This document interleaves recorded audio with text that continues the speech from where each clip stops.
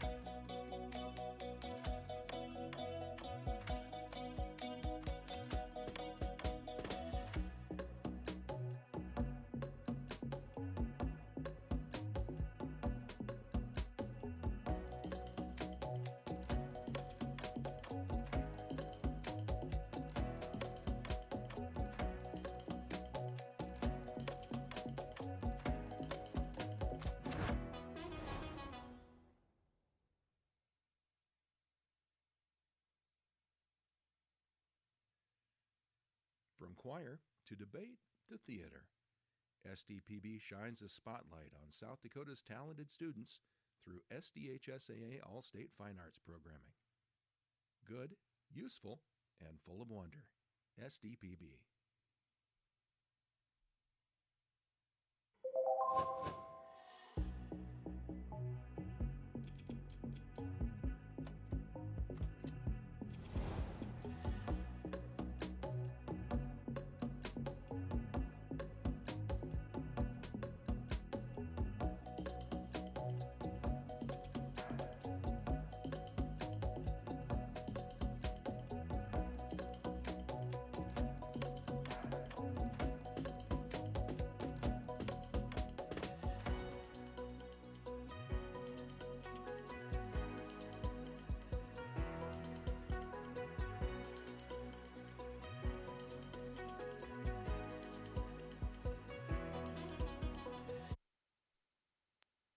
Good morning. We'll call the Senate Transportation meeting to order. Welcome everybody, online and in person. Make sure your cell phones are on silent. There will be a penalty if one goes off, determined by the committee. Make sure you find a seat, check in back there, either using the code or on your phone or the iPad. If you need help, let us know. Would the lobbyists please have their signs on so we know who they are and visible? And if you have anything to distribute, please use the pages, and all interaction will go through the chairman. With that being said, we'll ask the secretary to call the roll.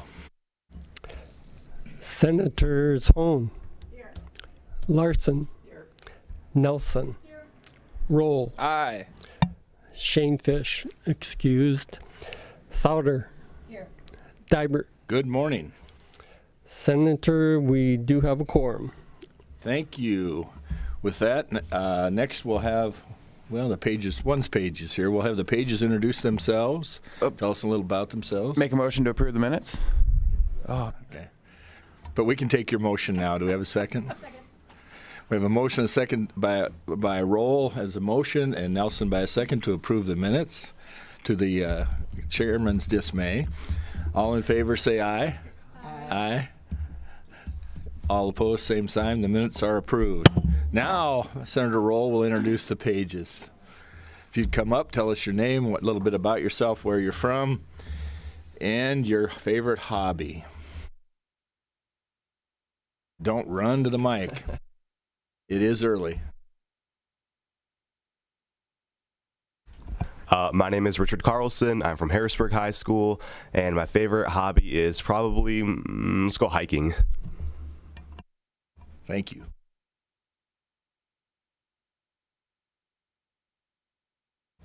Hi, my name is Madison Olson. I go to Harrisburg High School, and I plan on going to PA school after high school. No hobby.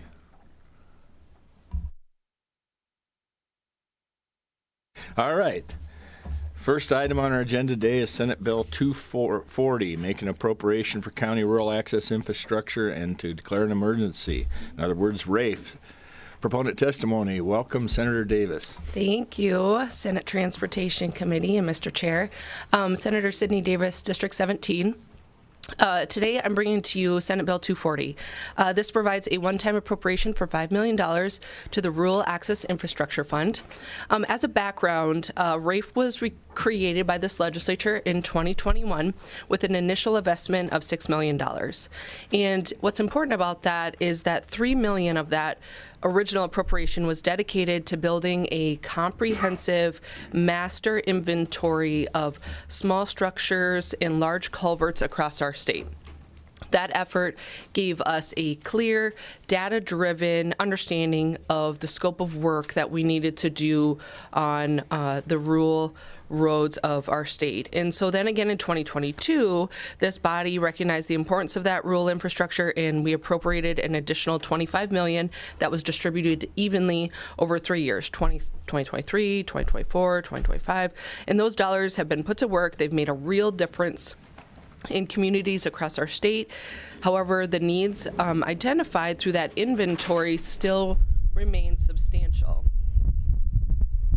It's a welcome breeze, especially in this room.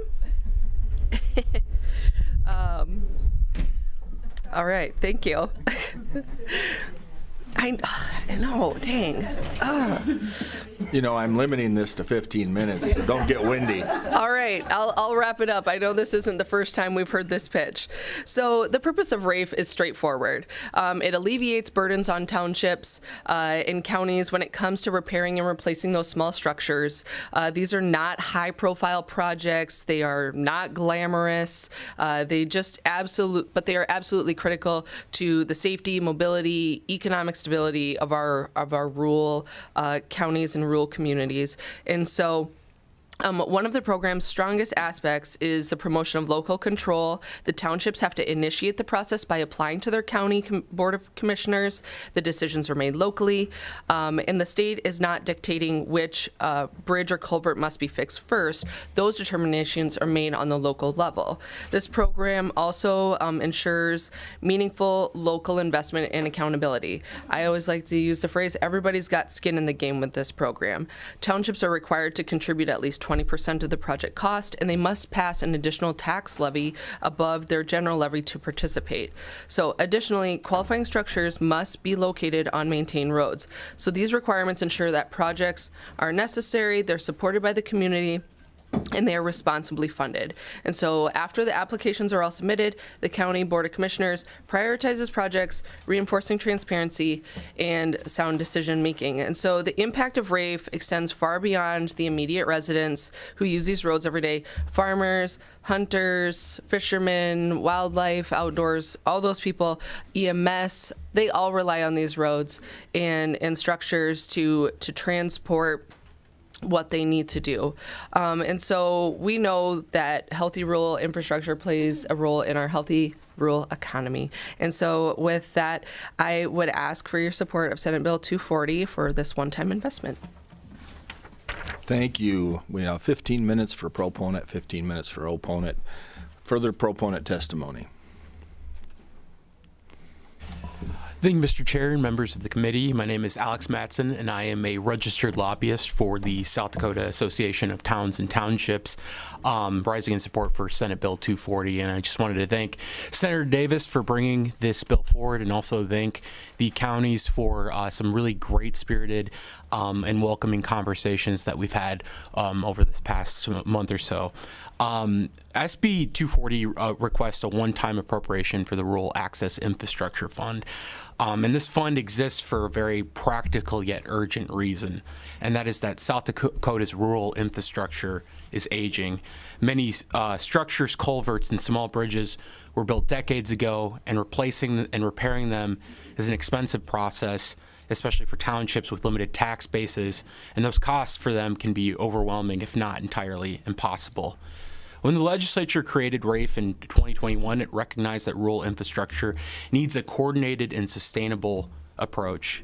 The initial funding allowed for the development of statewide inventory so we could understand the scope of the need. Additional funds were distributed in 23, 24, and 25 and have helped local governments address the most critical of structures. And SB 240 continues that responsible investment and promotes local control to ensure commitment, accountability, and thoughtful use of state dollars.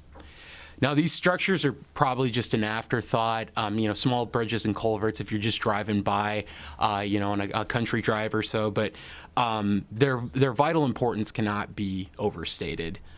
They connect farmers to fields during harvest and planting. They allow emergency vehicles to reach rural homes. They provide access for hunters, fishermen, and families traveling across country roads, and they play a pivotal role in managing water flow and protecting roadways during heavy rain and seasonal runoff. For many townships, just one failed culvert can consume an entire annual budget. RAFE, however, helps prevent that single project from halting all other local road maintenance and public safety efforts. SB 240 is targeted, accountable, and it is an investment in the backbone of rural South Dakota.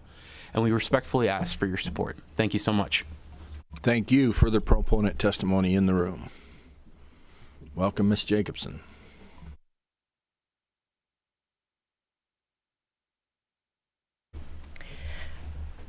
Good morning. My name is Chris Jacobson, and I serve as the Executive Director for South Dakota Counties. And in order to prevent any repeat testimony, we do find this funding request to maintain this program, and we ask for your favorable support. Thank you. Thank you for the proponent testimony.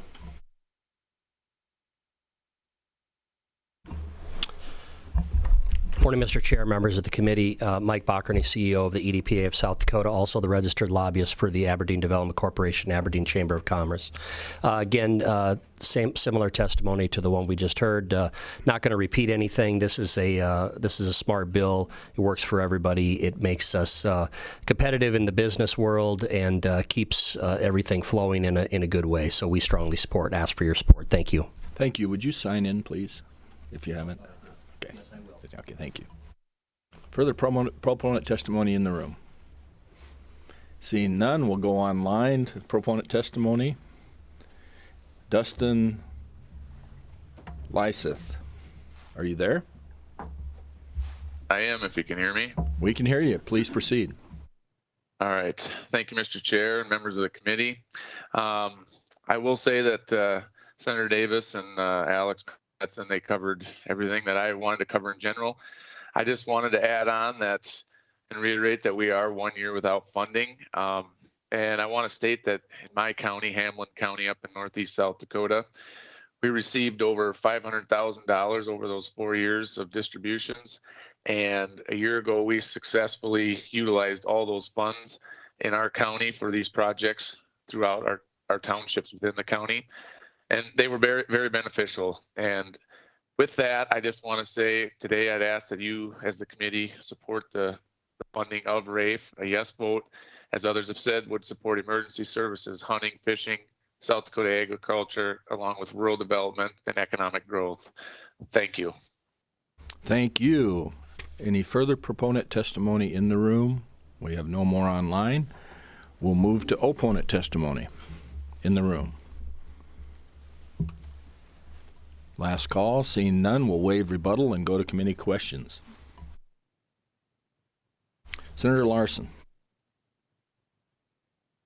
Question for the prime sponsor.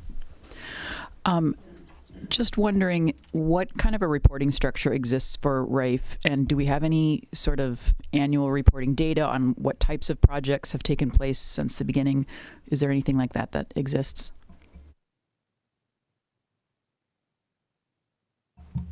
Mr. Chair.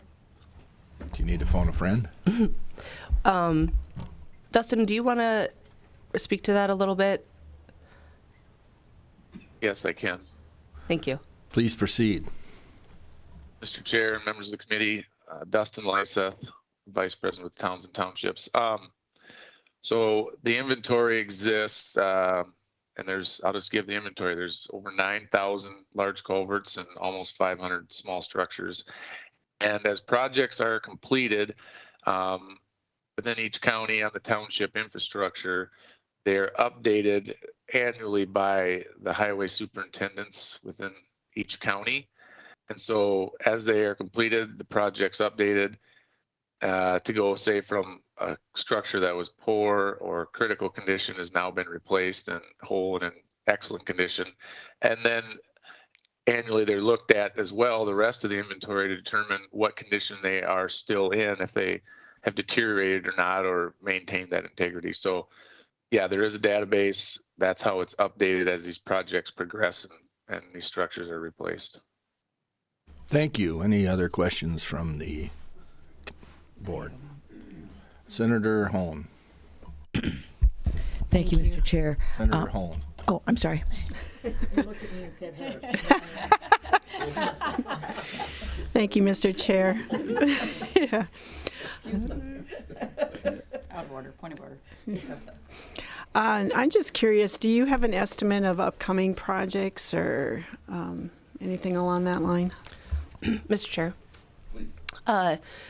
So what's beautiful about this program is that a lot of the decisions that are made in how each county or township prioritizes their project, it's really up to the local counties and townships to decide what projects they want to prioritize or what projects they want to do with the dollars that they're allocated. Just for example, in my area, there was the townships have to apply. They had more applications from townships they had more projects applied for than dollars to spend. And so then that relied on the county commissioners to prioritize which projects do they want to spend those dollars on.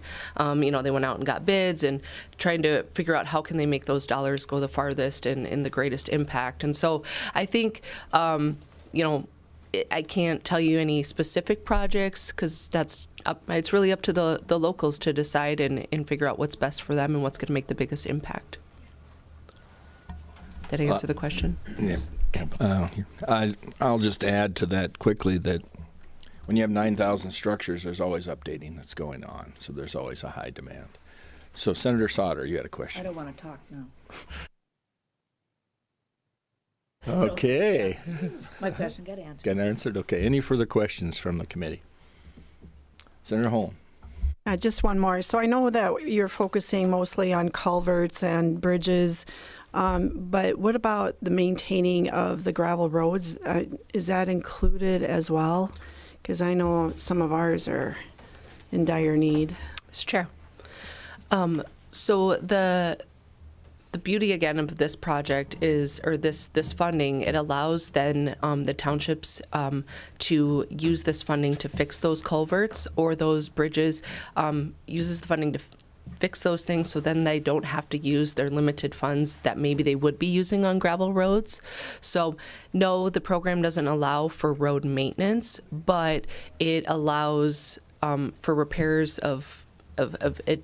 helps eliminate maybe that difficult decision for that township to say, oh gosh, should we really fix that culvert on 237? But that's the whole budget that we have for like gravel and road maintenance. So it allows them to hopefully put, more of their funds toward those road maintenance and repairs that maybe need to be done. But generally speaking, this program doesn't apply to that. Further questions from the committee? Seeing none, we'll go to discussion and/or action, and we have a couple options here. If we could move this to joint appropriations, the floor, or we could send it to the 41st day. Those are our options. Sure. Senator Larson. I would move that we recommend this to joint appropriations with a due pass recommendation. Second. We have a motion by Senator Larson and a second by Senator Sauter to have a due pass to joint appropriations on Senate Bill 240. Discussions on the motion. Thank you, Mr. Chair. Well, I think this is a great fund. We've seen this from previous years. This is, investing in a nice tool to have for the townships and for the counties to be able to choose their own way of developing their infrastructure in their local areas. So I think it's great. I would suggest, however, that we make a little KPI annual report, because I think there's so much that we could probably brag about from this project that the taxpayers would be really interested to know, and it would be great for the counties and the townships to kind of show that data, and I think it would wow people. So I would just ask for that for next year. Thank you. Senator Sauter. Thank you, Mr. Chair. I have firsthand seen what the RAIF can do, being from Northeast South Dakota, Hamlin County. In fact, I sit next to Dustin in church almost every Sunday. So we've had these conversations before. Grant County up in the northeast corner has utilized this, and all of them. This is such an essential program for these townships, and like the sponsor said, if they can put their money into the culverts and the bridges, then that frees up the extra money for the gravel or other things that have to be taken care of. So this is a very important program, and I'm glad we're moving it forward. Further comments on the motion? Senator Shane Fish. Thank you, Mr. Chair. I was around when the program started, and from District 19, former Representative Caleb Fink was a really big backer of this, so I always like to give him a little shout out when we bring bills like this, and it's something that's truly working, and we should build on what works. Thank you. Further comments on the motion? I'll add a couple. This is vital, just like the bridge improvement grant is for the bigger bridges. This program is essential, and I put a shout out to the Department of Transportation that worked very hard on the database. It was very painful, and they've got it done, and they update it annually, so the database does exist. So I think that this is a good program and needs to continue. With that, will the Secretary call the vote? Senators Hone. Aye. Larson. Aye. Nelson. Aye. Roll. Aye. Shane Fish. Aye. Sauter. Aye. Dybert. Aye. Mr. Chair, we have 7 yeas and 0 nays. With the unanimous vote of the members-elect, we do move this to joint appropriations with a due pass recommendation. Next on the agenda is Senate Bill 219, require the state agency consult with the Aeronautics Commission when purchasing, transferring, or disposing of a state-owned, operated aircraft. Proponent testimony. Welcome, Senator.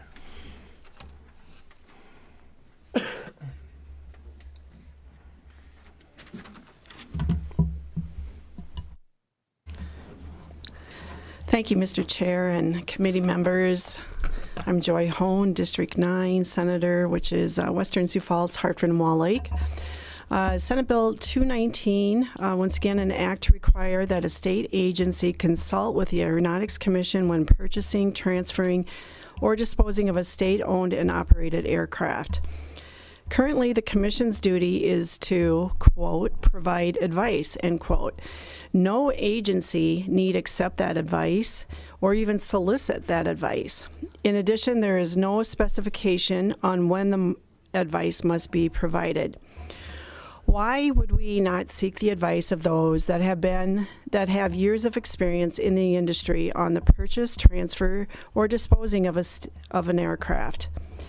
And when is the commission supposed to offer this advice? Is it only when asked? And then who asks? Is it the Department of Transportation, the governor, the department, a legislator, a concerned citizen? Senate Bill 219 will give clarity to the existing law. In addition, this bill also leverages the Aeronautics Commission's expertise in operations, maintenance, and aircraft ownership. It can also provide validity in the purchase, transfer, or disposing of a state-owned aircraft, giving the state agency cover. This is only an advisory opinion from the Aeronautics Commission, and I'm respectfully asking that you give this a due pass motion on Senate Bill 219. Senator, did you want to move the amendment? I'm sorry. Yes, I do. I'd like to move Amendment 219B. And Second? B, as in Bravo. And I'll second that. Is the amendment posted? Yeah, I just introduced it right before committee. Okay, all right. All right, we have a motion to pass Amendment 219B. Discussion. Do I have a second? A motion by roll, second by? Technically, she made the motion, but she still made Okay. Senator Hone made the motion and Roll seconded it. Discussion on that motion? It's a voice vote. All in favor say aye. Aye. Opposed? Motion carries. Now we are on Senate Bill 219 as amended with Amendment B, as in Bravo. Any further testimony? No, I'm sorry. Thank you. Further proponent testimony in the room.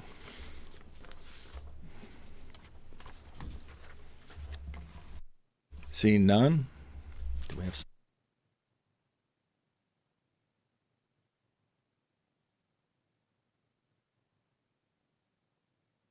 We do have some online. Stephen Eckrich. Are you there? I can see you, but I can't hear you. Apparently you're muted on your end.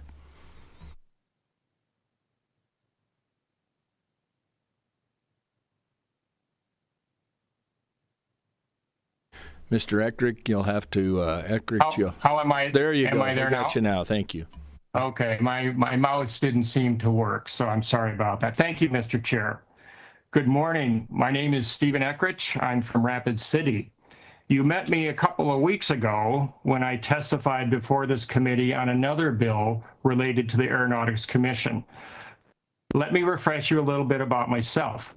I've been a pilot for 47 years, involved in all manner of aviation, including as a commercial pilot, flight instructor, and a flight surgeon with the United States Marine Corps. But there's an additional bit of trivia. Harley Taylor, a John Deere dealer from Aberdeen, was my father-in-law. Harley was the longest serving member and chair of the State Aeronautics Commission, appointed by Governor Janklow in 1979, and retiring from the commission in 2004 after 25 years and 5 administrations. The significance of this relationship will become clear later in my testimony. As you're all aware, lawmaking is generally a reactive process. Someone's ox gets gored, something bad happens, and people start declaring there ought to be a law. Such is the case with this section of the law. And so I think it's important to be familiar with the history behind the statutes as they relate to the Aeronautics Commission in general, and this bill specifically as it relates to Section 50-2-1. In 1973, there was a complete reorganization of the government in South Dakota, which resulted in the Department of Transportation, and within that, the Aeronautics Commission, which had existed independently for decades. There were some minor changes in 1974, but otherwise, there were no changes in this section for the next 19 years. In 1992, this section was added to the duties of the Aeronautics Commission, stating that it, and I quote from the statute, shall provide expertise and advice to state agencies regarding the purchase, transfer, and disposition of state-owned and operated aircraft. In 1992, this was a bill that originated in the House and was passed. It went to the Senate and was passed, and it was signed into law by Governor Mickelson. Since 1992, although there have been multiple changes to other parts of this section, this verbiage and this responsibility has remained unchanged. Why do you think this responsibility was added to the Aeronautics Commission in 1992? Clearly, something happened to prompt the legislature and the governor to add a layer of expert oversight if or when a government agency wanted to purchase an airplane. Was there an airplane that was purchased by a department that they didn't need, or whose purpose could have been accomplished by a less expensive airplane? It almost certainly was a reaction to some event to which more than one person said, there ought to be a law. Harley, my father-in-law, was on the Aeronautics Commission at the time, and I think he was the chair at that time. And one thing that Harley made clear to others was that, yes, he was a John Deere dealer, and yes, he was a pilot, but even more important, he was a taxpayer. And he wanted his tax dollars to be spent wisely and efficiently. You'll have to take my word for it, but I can all but guarantee that this function of the Aeronautics Commission would have never been made into law if he and the rest of the commissioners at the time had not supported it. So now, 34 years after its enactment, why are we feeling the need to amend this section?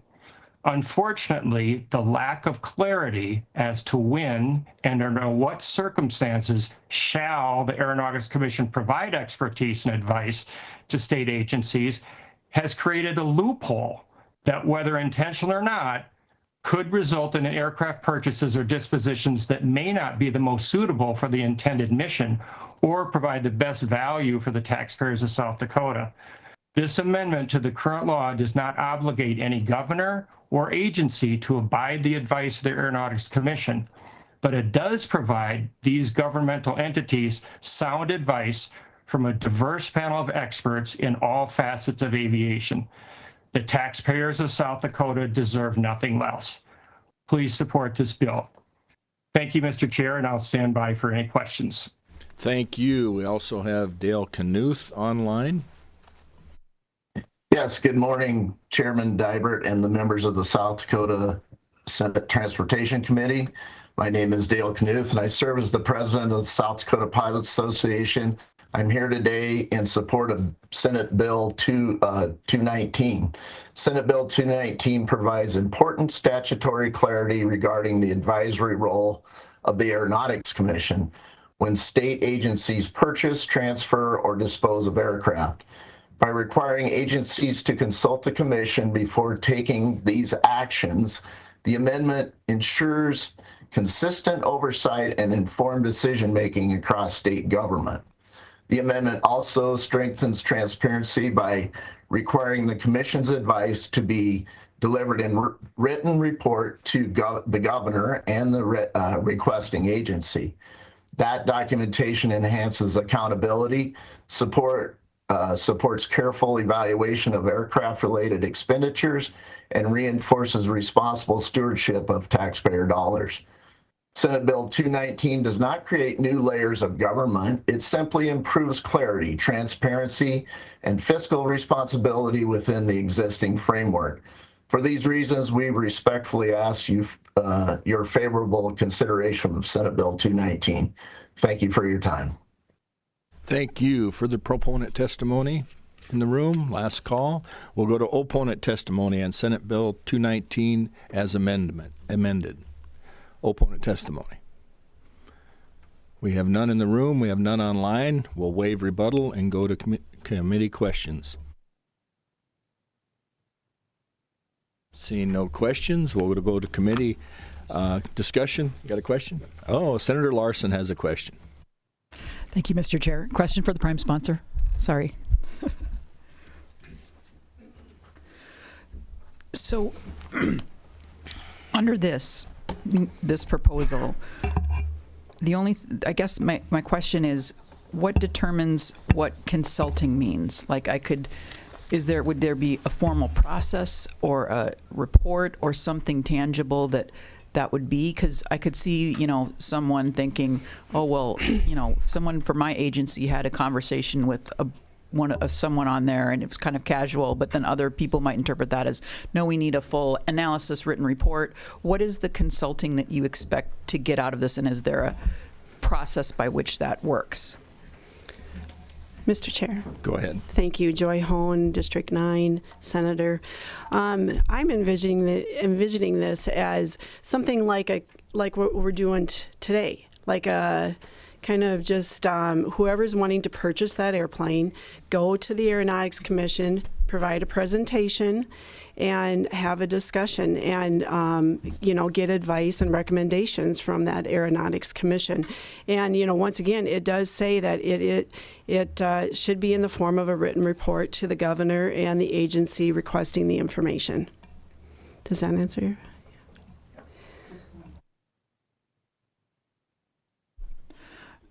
Go ahead, Senator Larson. That makes sense, actually.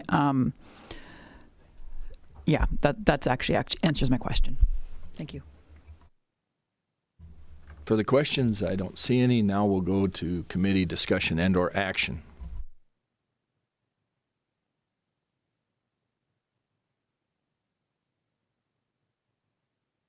Okay, how about some action?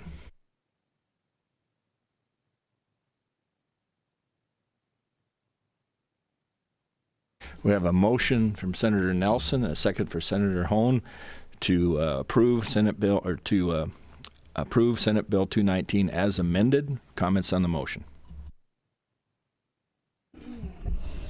I just think it makes sense that when the state is looking at purchasing such a large purchase as this is to get some advice from the people and people that are knowledgeable about this equipment. Further comments on the motion? The motion is due pass on Senate Bill 219. With no more discussion, will the Secretary call the vote? Senators Hone. Aye. Larson. Aye. Nelson. Aye. Roll. Aye. Shanefish. Aye. Souter. Aye. Dibert. Aye. Mr. Chair, we have 7 yeas and 0 nays. Having the majority vote of the members elect, Senate Bill 219 as amended is hereby passed. If there's no, what's that? I'll certify that from consent. Okay. Next, we have House Bill 1227, increase the annual fee required of an owner of an electric motor vehicle. Proponent testimony.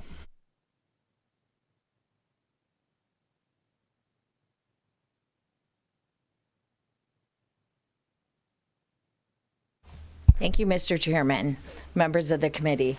I'm Carrie Williams, State Representative, District 11, Sioux Falls. It's been a long time since I've been before this committee. Today I bring you House Bill 1227 to raise the fee on electric vehicles. The annual fee would raise from $50 to $100 per year. I've heard in House Transportation Committee how our fuel tax revenue is going down. This increase by no means will make up for the decrease in our fuel tax dollars, but it does bring the EV vehicles more in line with gasoline-powered vehicles. Our roads are really, really important. And if you've been on our roads in South Dakota, I would say overall they're really good. But I have traveled a lot in my years and gone on areas way north of us that have terrible roads. And you recognize terrible roads when you get on them. So I think it's really important to keep our state highways good, and this brings us in line in helping that. Okay, so South Dakota is one of only 3 states that has an EV EV vehicle fee at $50. The other 2 states are Hawaii and Colorado. Hawaii has a $50 EV fee, and then they also have an 8 cent per mile charge for every mile you drive in the year. So every year their residents who have EV vehicles have to report their mileage and then pay the fee based on their mileage and the 8 cents up to another $50. Okay, I can't imagine anybody in South Dakota wanting to report their mileage every year when they're registering their vehicle. So, Colorado has a 63-page electric vehicle plan to reduce emissions in the state and increase the purchase of EV vehicles to 82% of new light-duty vehicles by 2032. State tax rebates are supported up to $9,000 on a new vehicle and $6,000 on a used vehicle. They have purposely kept their EV fee low to make it attractive for vehicle owners to switch to EV vehicles based on the state's energy policy. Okay, again, that's not South Dakota. If we look at our surrounding states, Minnesota is at $75, Nebraska is at $150, North Dakota is at $120, Iowa's at $130, and Montana has a step system that starts out at $130 and goes up to $1,100 based on the weight of the vehicle. EV vehicles and hybrid vehicles are heavier than gasoline vehicles. So that's why I'm asking for the increase. Heavier vehicles cause more damage to our roads. We know that because we treat trucks different. So I have a couple examples of hybrids. So hybrids are lighter than straight EVs, but a Kia Niro, I love all the new names for hybrids and EVs. That weighs approximately 3,500 pounds, and the electric of that weighs 3,800 pounds. So it's way more than a regular vehicle, but the hybrid's more, and so is the electric. A Ford F-150 EV weighs 6,900 pounds, where a gasoline is about 5,000. So we're talking an extra 2,000 pounds. A RAV4 gasoline is about 3,600. And if you go up to a hybrid, not even a straight EV, that's 4,300. So they all weigh heavier. I'm not against EV vehicles. In fact, our family will probably purchase an EV vehicle as our next vehicle. So don't think I'm against EV vehicles. I think there's a great market for them, and so I'm not against them.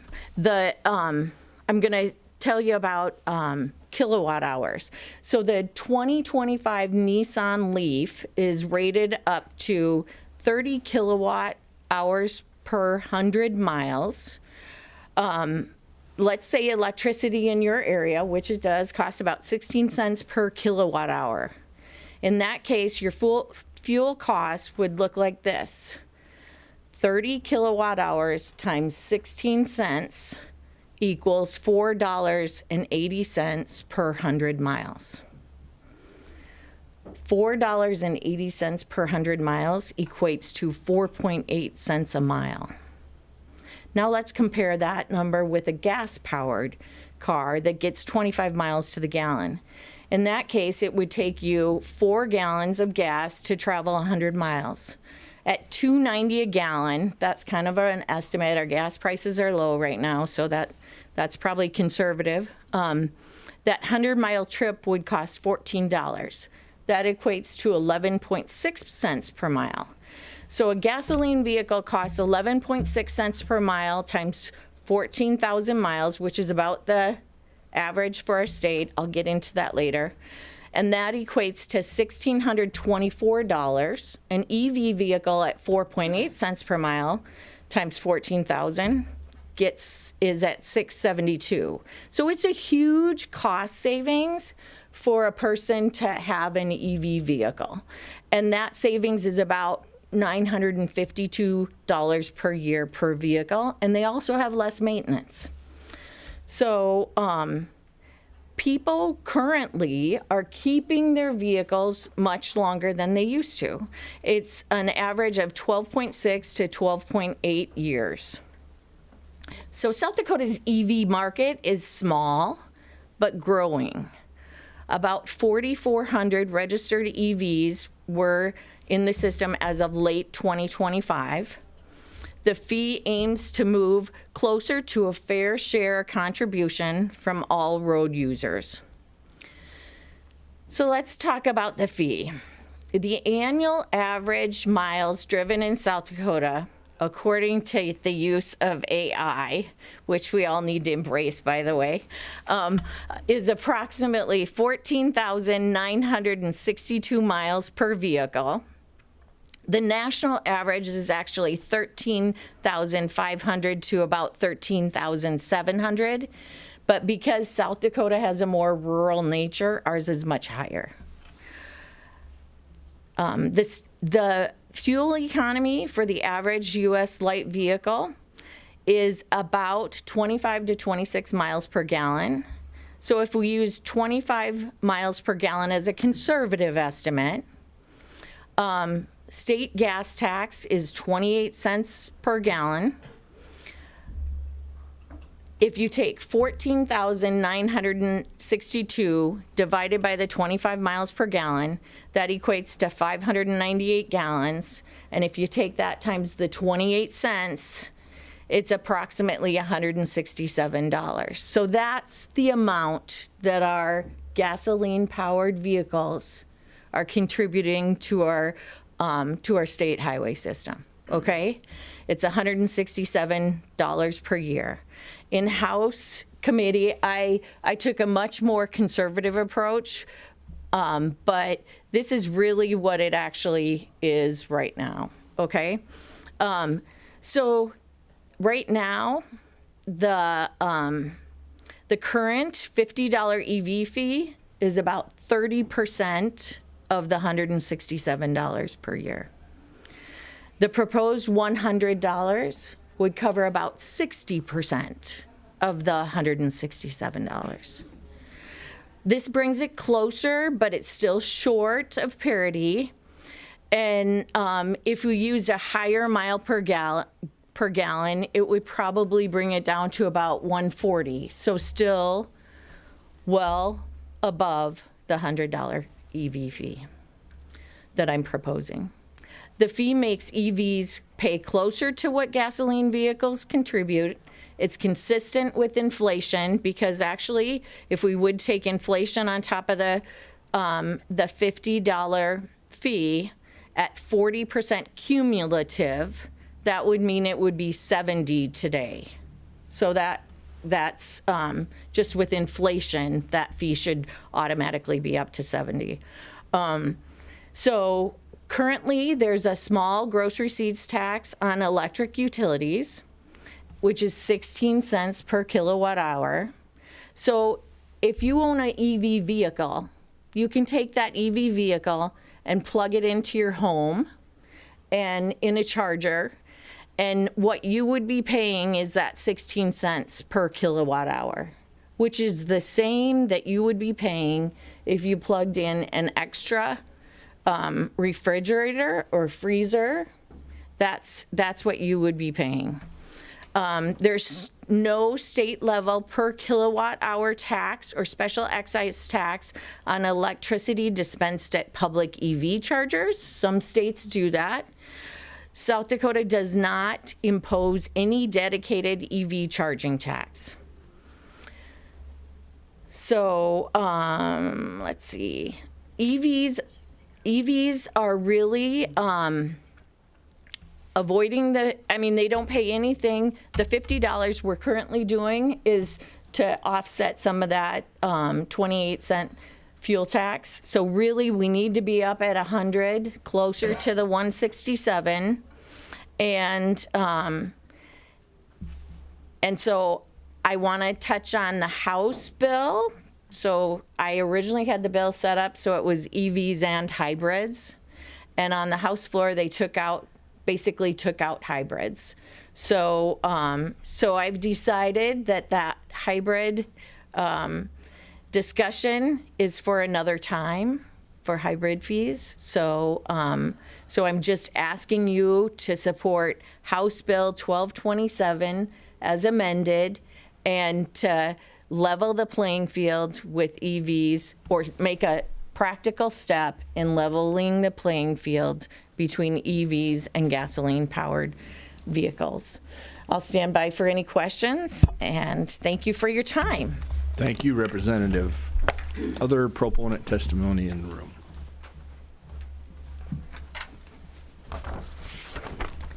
Good morning, Mr. Chairman, members of committee. Deb Mortensen, representing the Associated General Contractors, and we too rise in support of this bill. We do make an effort to support all highway funding bills. It's been a long time since the taxes and fees were increased, to be precise, 2015. So inflation has long since eaten into those gains, so we would appreciate anything that we can do to help that highway fund. Thank you. Other proponent testimony in the room. Good morning, Mr. Chairman, members of the committee. My name is Donna Leitsky. I'm the Executive Director and Lobbyist for the South Dakota Petroleum and Propane Marketers Association. I've been here before, so I think everybody understands I represent gas stations and convenience stores. We also rise in support of this. An old saying, if some of you have been around for a while, is we like to say the road does not know the difference between a truck, an EV vehicle, a propane-powered vehicle. It just does damage on the roads. So anything we can do to help maintain those roads we look favorably upon that, and we would ask you to support this bill also. One last comment. Representative Weems did a fine job of explaining this whole situation. I have to give her kudos. I really only had to say ditto. Thank you. Other proponent testimony in the room. Seeing none, we have none online. We'll go to opponent testimony in the room. Seeing none, we have none online. We'll waive rebuttal and go to committee questions. Mr. Chair. Senator Roll. Question for the prime.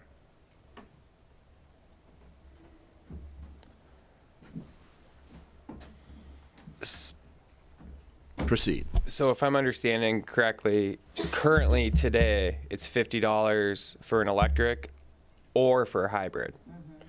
So do we know how many hybrids and how many non-hybrid full electrics are currently paying, like, of each category? Are we actually reducing revenue by doing this? Representative, go Mr. ahead. Chairman, that's a great question. Currently, right now, I've been told they cannot distinguish between the 4,400, how many are straight EVs and how many are hybrids. So I think this bill, we won't know that number until we get another year's history. And so that might cause another discussion about hybrids. And if I could elaborate a little bit, a lot of other states have divided up their EV fee between EVs and hybrids, and they have hybrids at a lower rate. So in fact, Montana they start out at $70 and go up to $700. So we're using that step system that I talked about earlier in my testimony. I can tell you that Nebraska's at 75, Iowa's at 65. So I think that discussion could happen again, and we could look at what should we do for hybrids when we have more information. Follow up? Go ahead. I guess just kind of somewhat on a different wavelength. I think you said the average South Dakotan is paying like 150 or 165, somewhere in there, in gasoline tax. So why are we doing 100? Well, Mr. Chairman? Okay, thank you. Carrie Weems, District 11, State Representative. So I've been away for a while, but I have heard that it was a big fight to get to 50. So I took a reasonable approach to take us further in that direction. And then as we have more data, hopefully down the road, we can bring it up higher. I mean, yeah. Further questions from the committee? Thank you, Mr. Chair. I'm not sure if this is for you or the Department of Transportation, but I actually was looking into bringing legislation along this line last year. And then I was made aware of the big, beautiful bill that it had language in it for a $250 fee that would go into the federal highway trust fund. And then that money is distributed back to the states in the form of grants. Do you know the results, or did that? I would let the Department of Transportation answer that.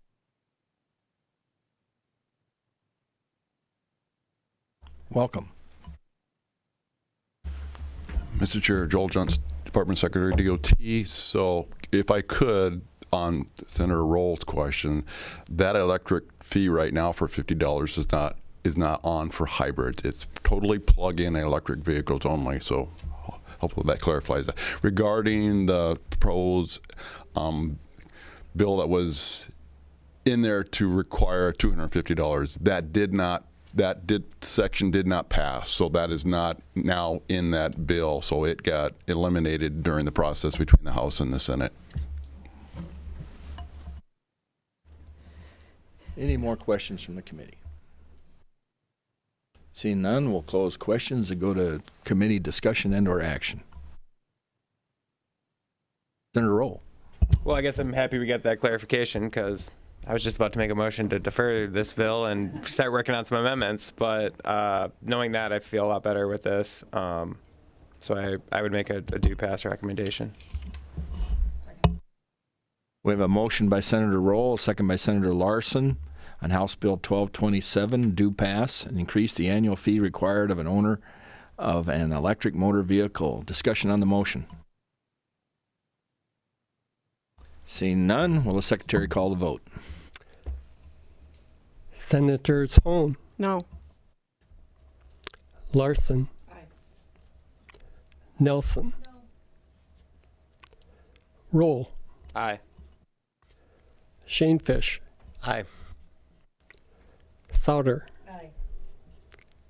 Dybert. Aye. Mr. Chair, we have 5 yeas and 2 nays. With having the majority of the members elect, this House Bill 1227 will go to the floor with a do pass recommendation. Any other items from the committee? Little notice, we will have a meeting on Friday. Stay tuned for the time. We have 2 bills currently. We may have more. With that, I would look for a motion to adjourn. So moved. We have a motion by Senator Roll, a second by Senator Hone to adjourn. Those in favor say aye. Aye. Opposed, same sign. Motion carries. We are adjourned.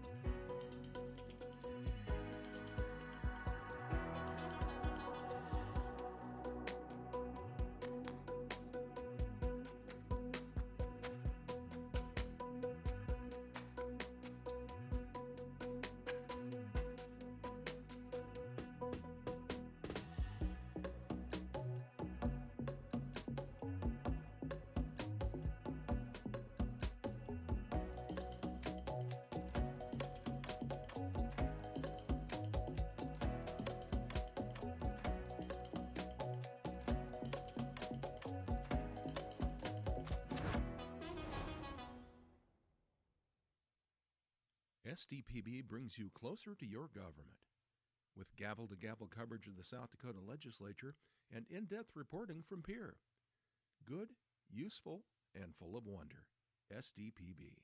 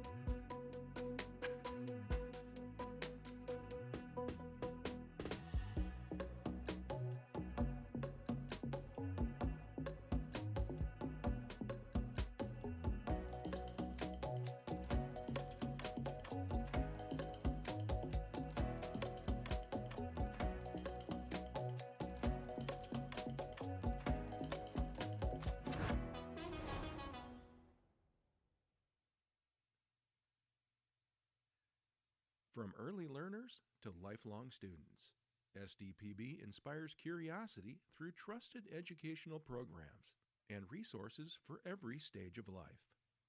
Good, useful, and full of wonder. SDPB.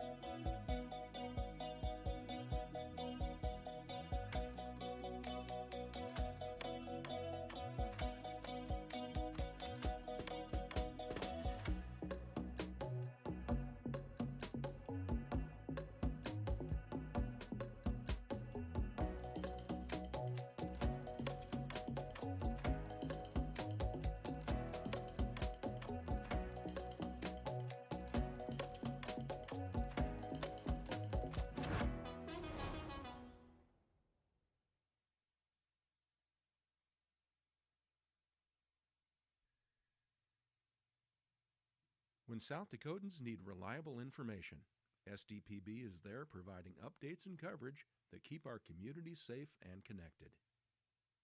Good, useful, and full of wonder. SDPB.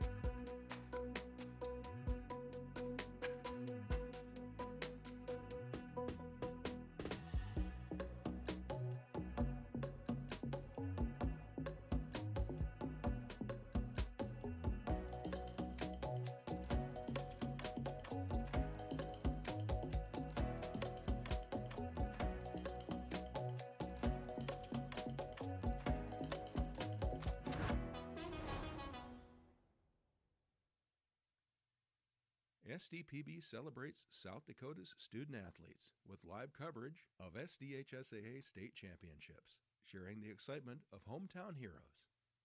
SDPB. Good, useful, and full of wonder.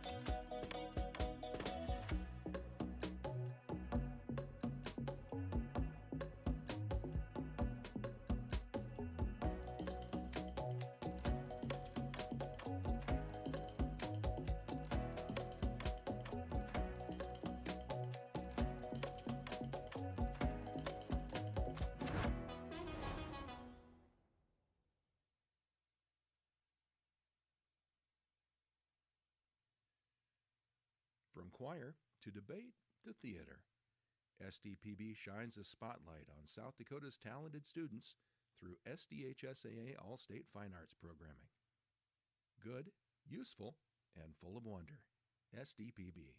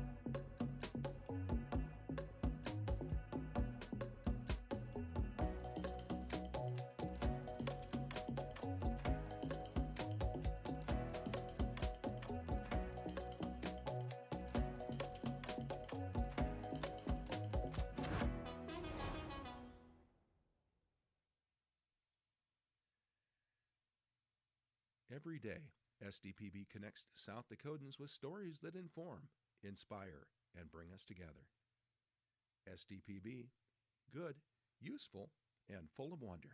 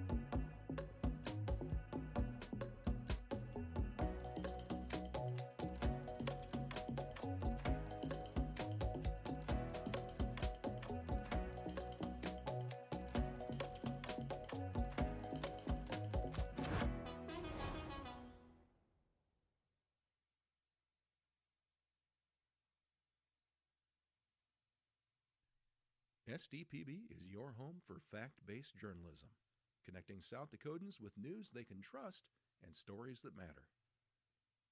Good, useful, and full of wonder. SDPB.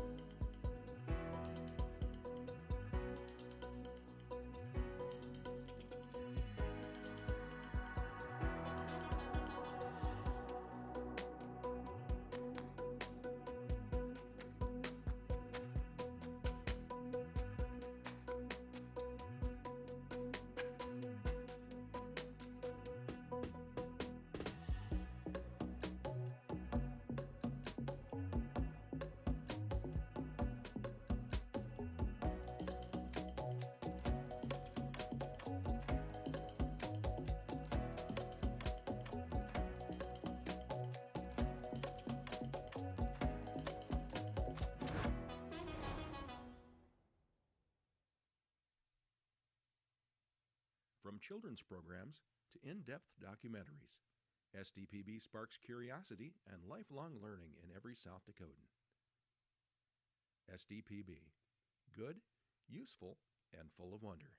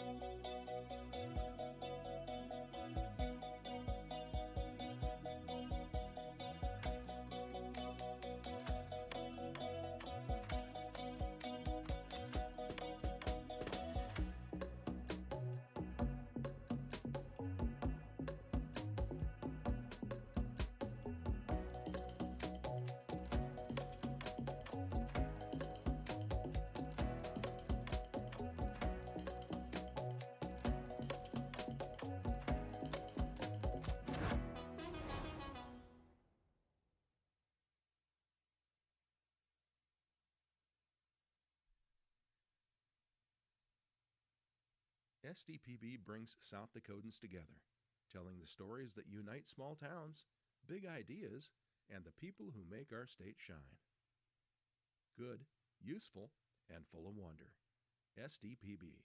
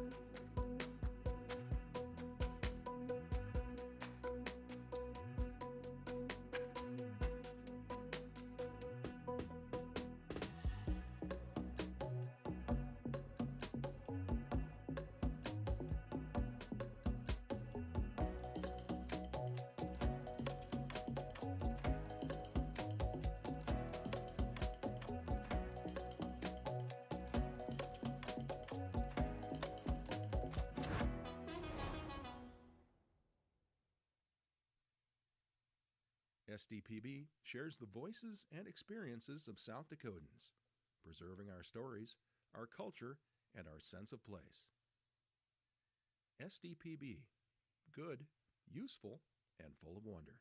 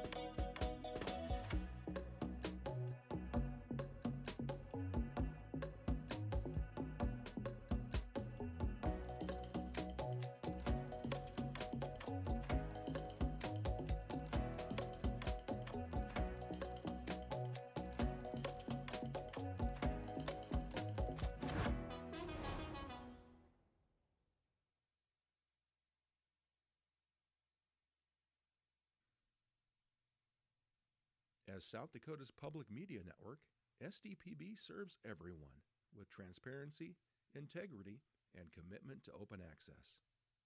Good, useful, and full of wonder. SDPB.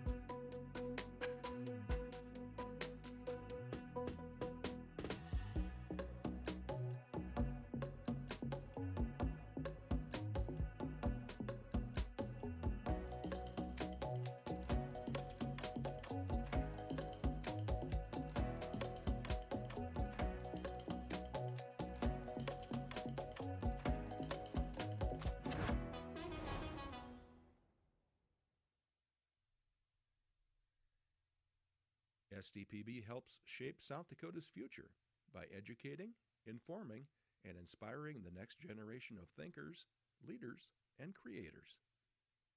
SDPB. Good, useful, and full of wonder.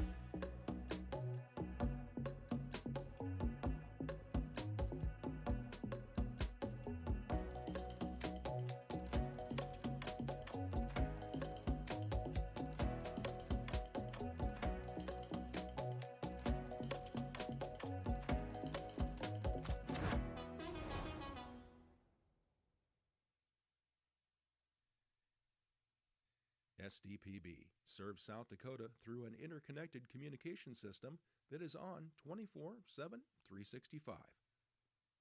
The first place for Amber Alerts, public safety announcements, and EAS messages. SDPB keeps public servants and citizens informed. Good, useful, and full of wonder. SDPB.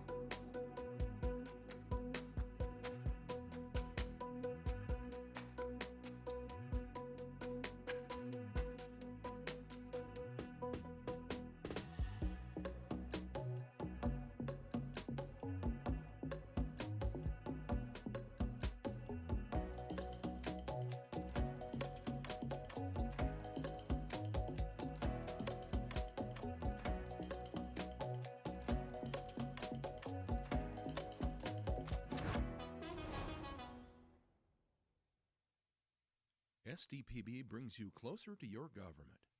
With gavel-to-gavel coverage of the South Dakota Legislature and in-depth reporting from peer. Good, useful, and full of wonder. SDPB.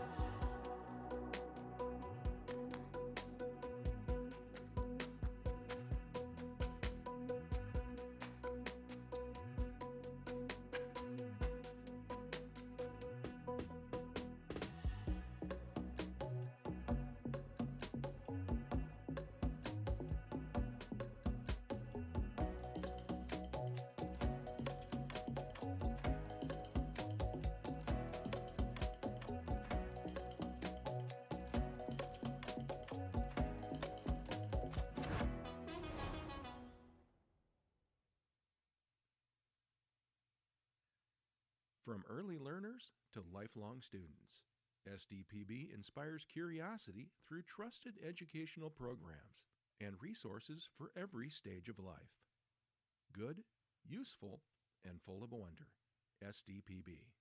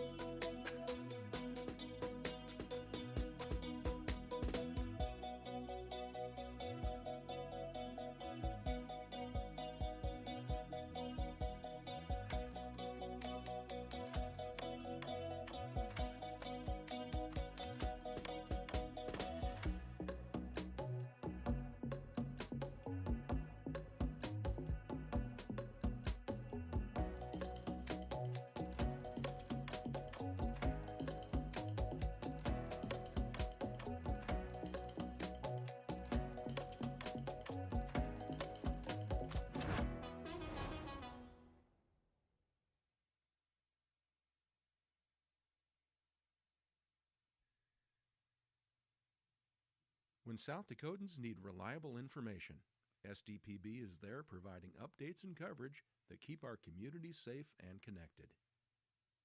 Good, useful, and full of wonder. SDPB.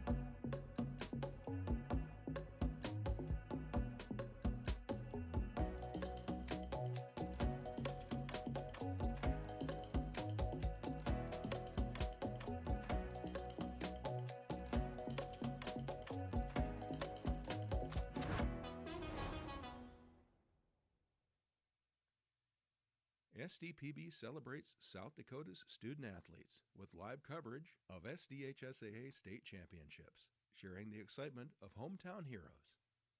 SDPB, good, useful, and full of wonder.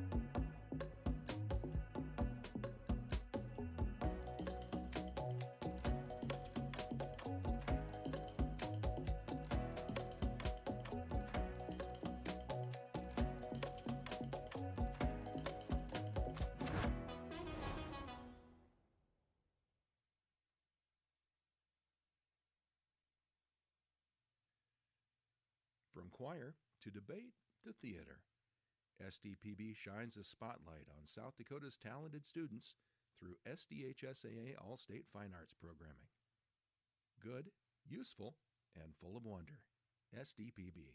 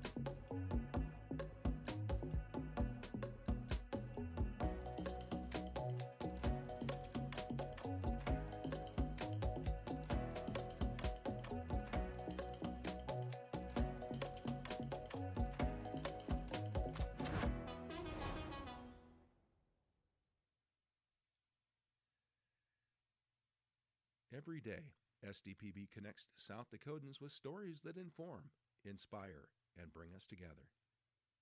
SDPB, good, useful, and full of wonder.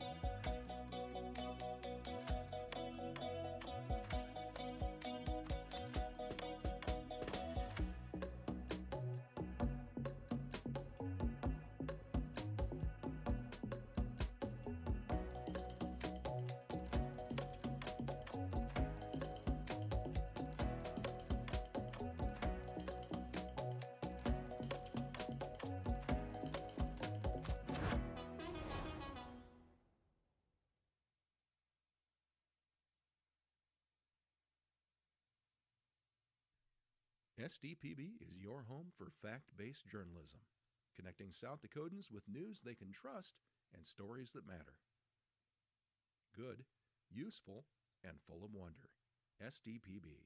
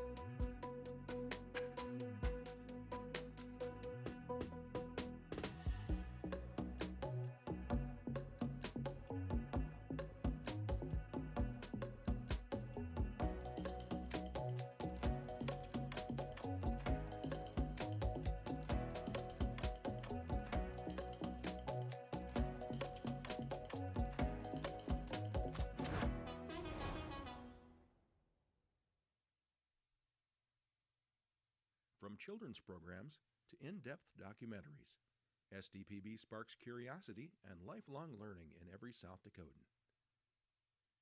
SDPB. Good, useful, and full of wonder.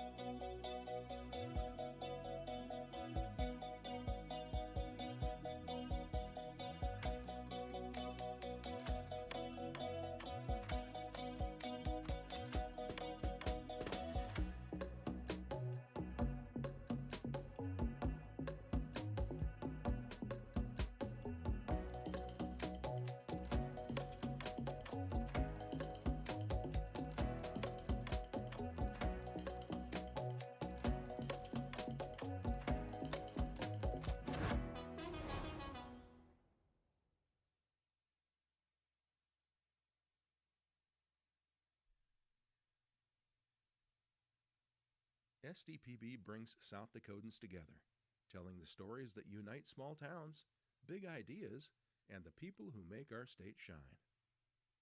Good, useful, and full of wonder. SDPB.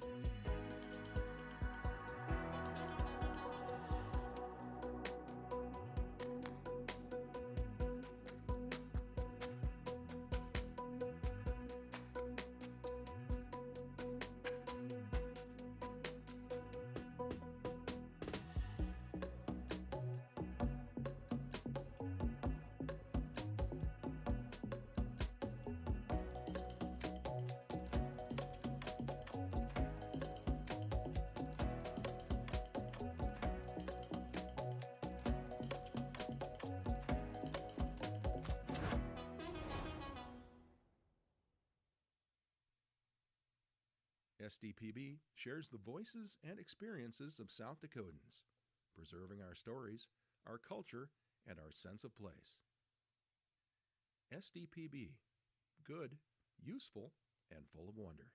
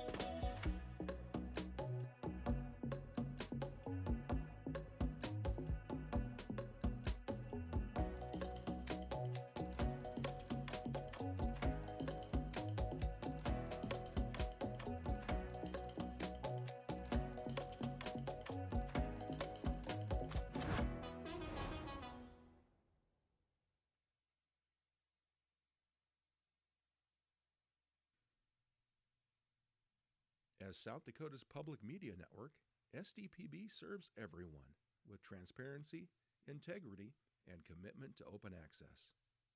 Good, useful, and full of wonder. SDPB.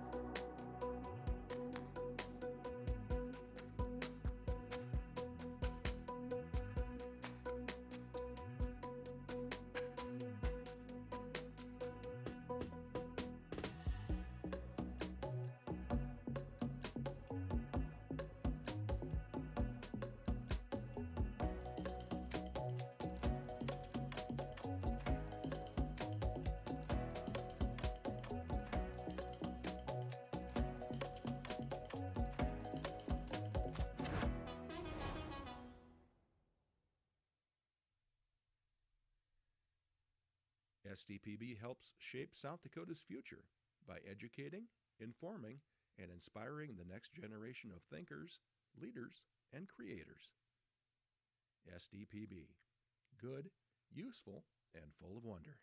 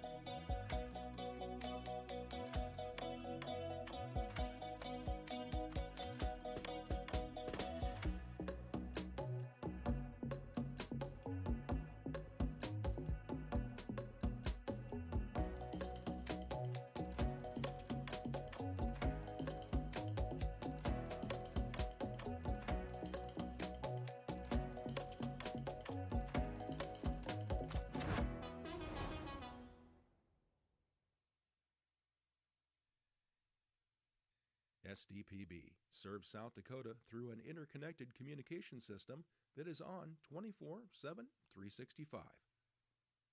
The first place for Amber Alerts, public safety announcements, and EAS messages. SDPB keeps public servants and citizens informed. Good, useful, and full of wonder.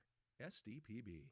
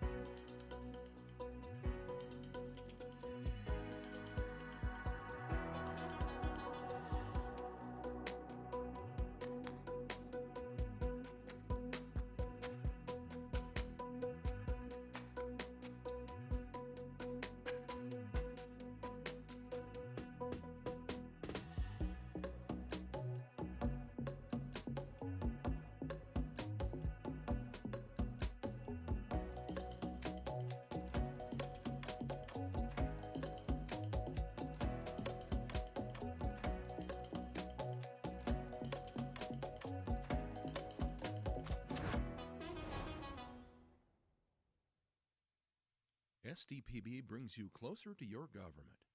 With gavel-to-gavel coverage of the South Dakota legislature and in-depth reporting from peer. Good, useful, and full of wonder. SDPB.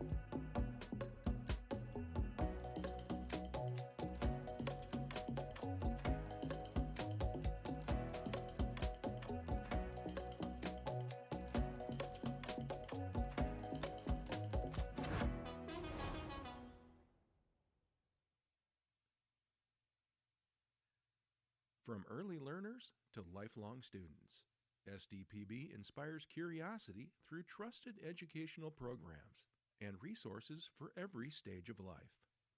Good, useful, and full of wonder. SDPB.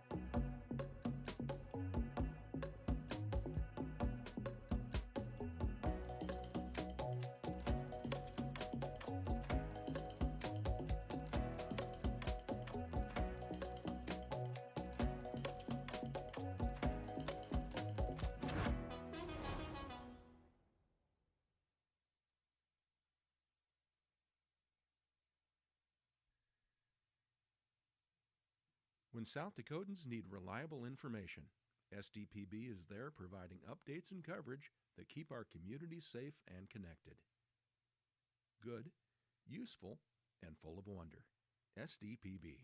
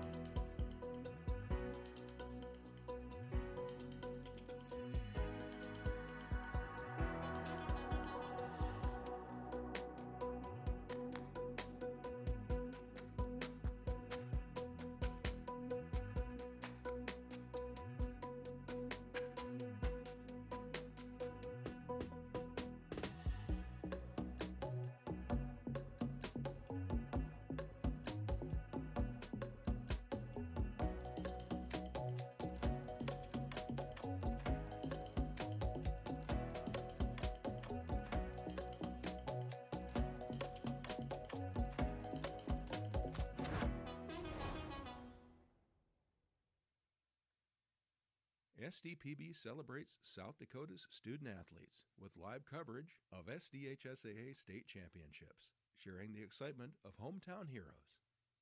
SDPB. Good, useful, and full of wonder.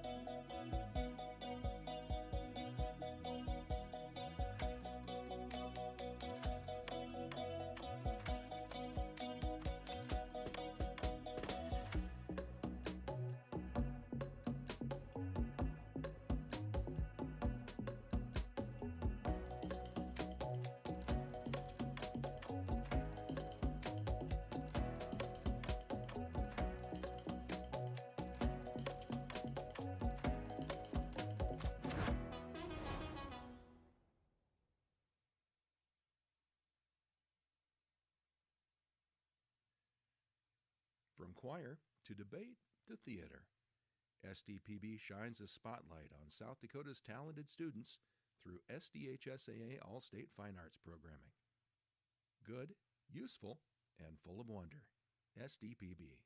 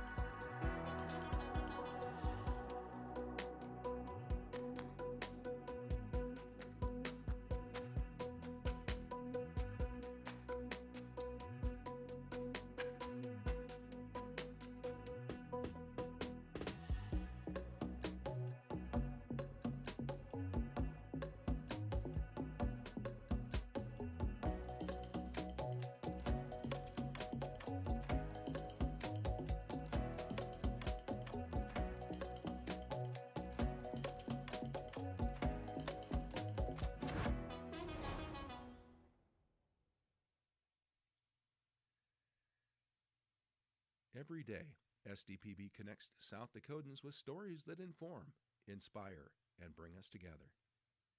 SDPB, good, useful, and full of wonder.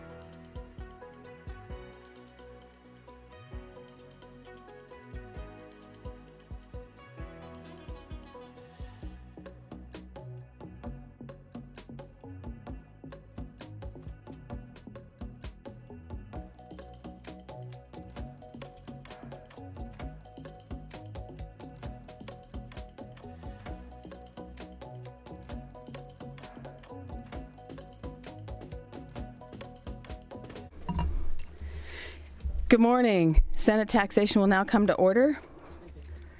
I would ask everyone to please take a seat and have your phones turned to silent. If you plan on testifying today, please make sure to sign in at the back of the room. If you have handouts, please have those pages distributed through the pages. Lobbyists, please make sure you're wearing your badges and that they're clearly visible. Welcome to those of us who are joining online. And lastly, a reminder that all testimony and questions are to be addressed through the chair. At this time, I'd like to ask the Secretary to call the roll. Senator Crabtree? Here. Grove? Here. Blanc? Here. Davis? Here. Hulse? Here. Hone? Excused? Peterson? Here. Madam Chair, you have a quorum. Thank you, Madam Secretary. At this time, the Chair will entertain a motion to approve the minutes of the last meeting. Second. Moved by Hulse, second by Crabtree. All those in favor say aye. Aye. Those opposed? Minutes are passed. At this time, I'd ask the pages to come up and introduce yourselves and tell us where you're from and anything you might like to tell us about your future plans. Howdy, my name is Owen Kaufman. I live in Mitchell, South Dakota, but I attend Mitchell Christian High School. I'm a junior, and when I graduate, I'll be attending Mitchell Tech for Powerline and then hopefully Substation. Thank you for being here. We appreciate it. And Owen has a great handshake. Hi, my name is Rachel Stephenson. I go to Arlington High School. I'm a senior there, and then when I graduate, I'm going to be attending SDSU for elementary education. Thanks for being here with us. Any personal privileges today on the part of the committee? Okay. So we do have a long agenda today. We have several bills. We may be deferring one or more of those.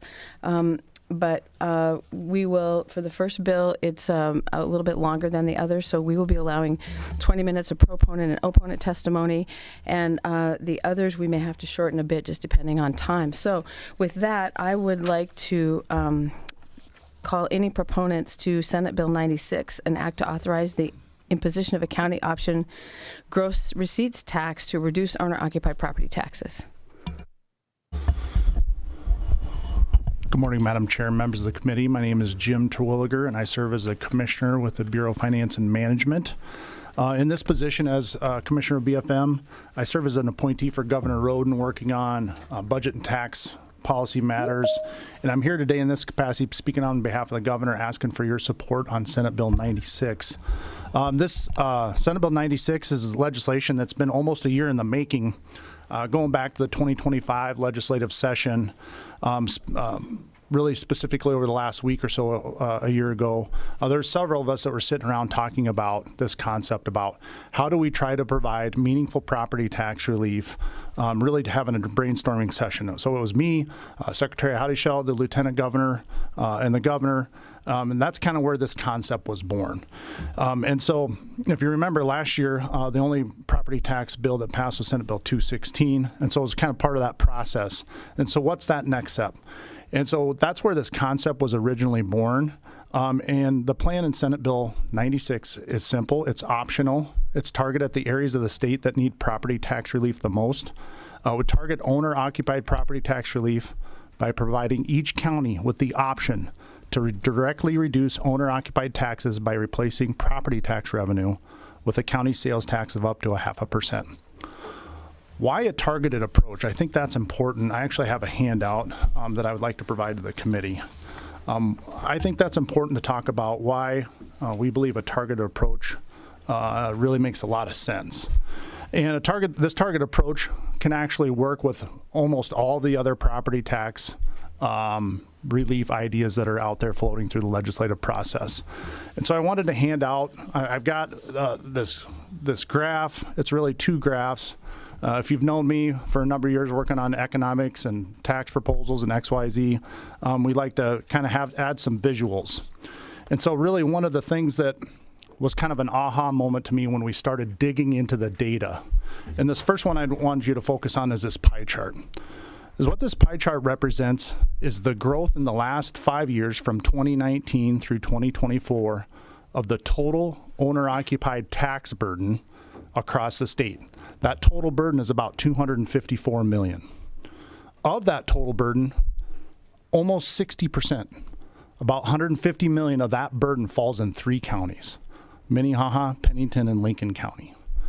And so that was pretty interesting when we started digging into the data and trying to understand where does that tax burden, where are people being hit hardest the most, where are we hearing from folks the most? And it's that really resonated with me. I'd ask you to flip it over.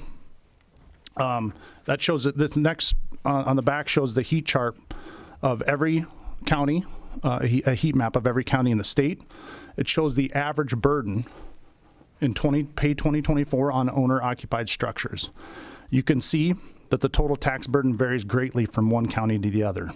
The highest, you can look down in the southeast part of the state, Lincoln County at a little over $5,200, Union at $4,300, Minnehaha County a little over $4,000, and then out in the west you've got Pennington County that's a little less than $4,000. Again, those are average burden per owner-occupied structure for the most recent year that we had data compiled. Now, if you look at some of the rural areas of the state, Hand County, $1,108, Day County, $1,755, and then Tripp County, a little over $1,100. The point being is the burden is drastically different from some of the urban areas of the state compared to the rural areas of the state.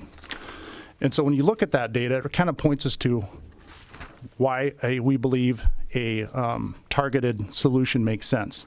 I have another heat map. I didn't pass it out, but it shows the growth by county over the last 5 years. And as you would expect, the locations of the state that have the highest tax burden also have seen their tax burden increase by a greater amount than other areas of the state. And so a targeted approach to this problem we think makes a lot of sense. Looking at the data, trying to distribute property tax relief fairly and equally across the state doesn't really seem that can be done fairly when you look at the data. So a targeted approach in locations where the problem exists, we believe is a good path, and that's what Senate Bill 96 offers. I was also part of the 2025 Legislative Interim Property Tax Task Force that met last summer in a non-voting capacity. We had meetings across the state, Sioux Falls and Rapid City. When we were in those locations, as you would expect, we had folks that came and visited with the committee about their property taxes and the burden, and I think we'd all expect that. Then we went to Aberdeen and Brown County. We had far fewer folks that showed up and talked about their property taxes. The last meeting was here in Pierre and Hughes County. I don't recall that one local constituent or taxpayer came to discuss their owner-occupied property taxes the last meeting. Anecdotally, just from those meetings, it's pretty clear that it's not a statewide problem. And so how would this plan work? Senate Bill 96 provides the optional revenue source of a county statewide sales tax that would allow an alternative revenue source to pay for county services that would directly reduce owner-occupied property taxes. It'd be administered exactly like the municipal sales tax does today. The only difference would be it would be county-wide.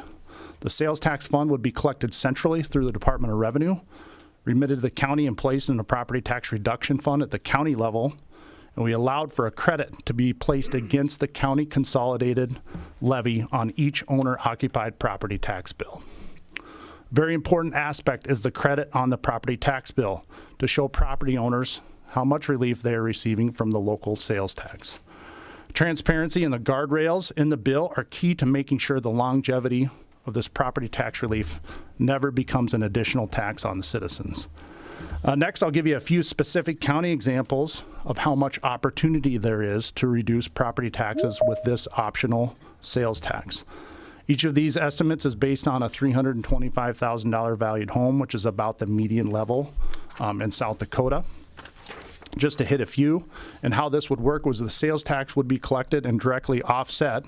And so the examples I'm giving you is what the homeowner would see in terms of when this credit and property tax relief is provided. In Clay County, at a $325,000 valued home, could expect about a 16% or a little over $1,000 reduction in property taxes. Custer County, about 12%, about $430 per owner-occupied home. Fall River, 15%, or about $650 per owner-occupied. Kingsbury County, 14%, or about $700 reduction. Lincoln County would be approximately 12%, or about $580 per home. Lyman County, 13%, $516 reduction in property taxes per home. Minnehaha County, approximately 20%, or about $927 per home. Pennington County, about 22%, or $886 per home. And then finally, Union County, in the last example, about 12%, $620 reduction per home. So a couple other things to keep in mind.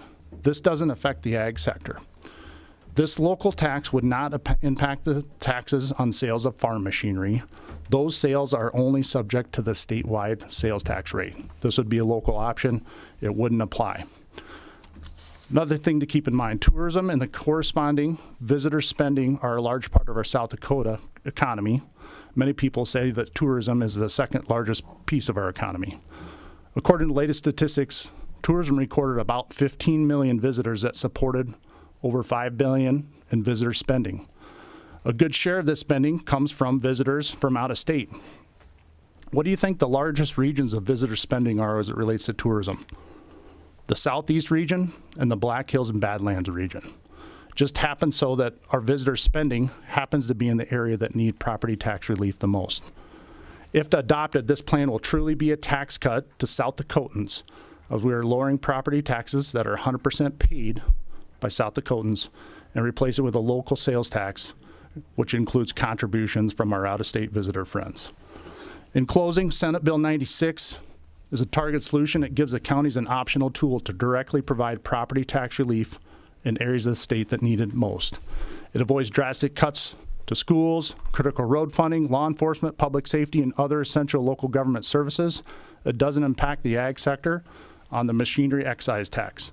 It avoids growing government to implement. It's very important. It can be relatively easy administered by the Department of Revenue.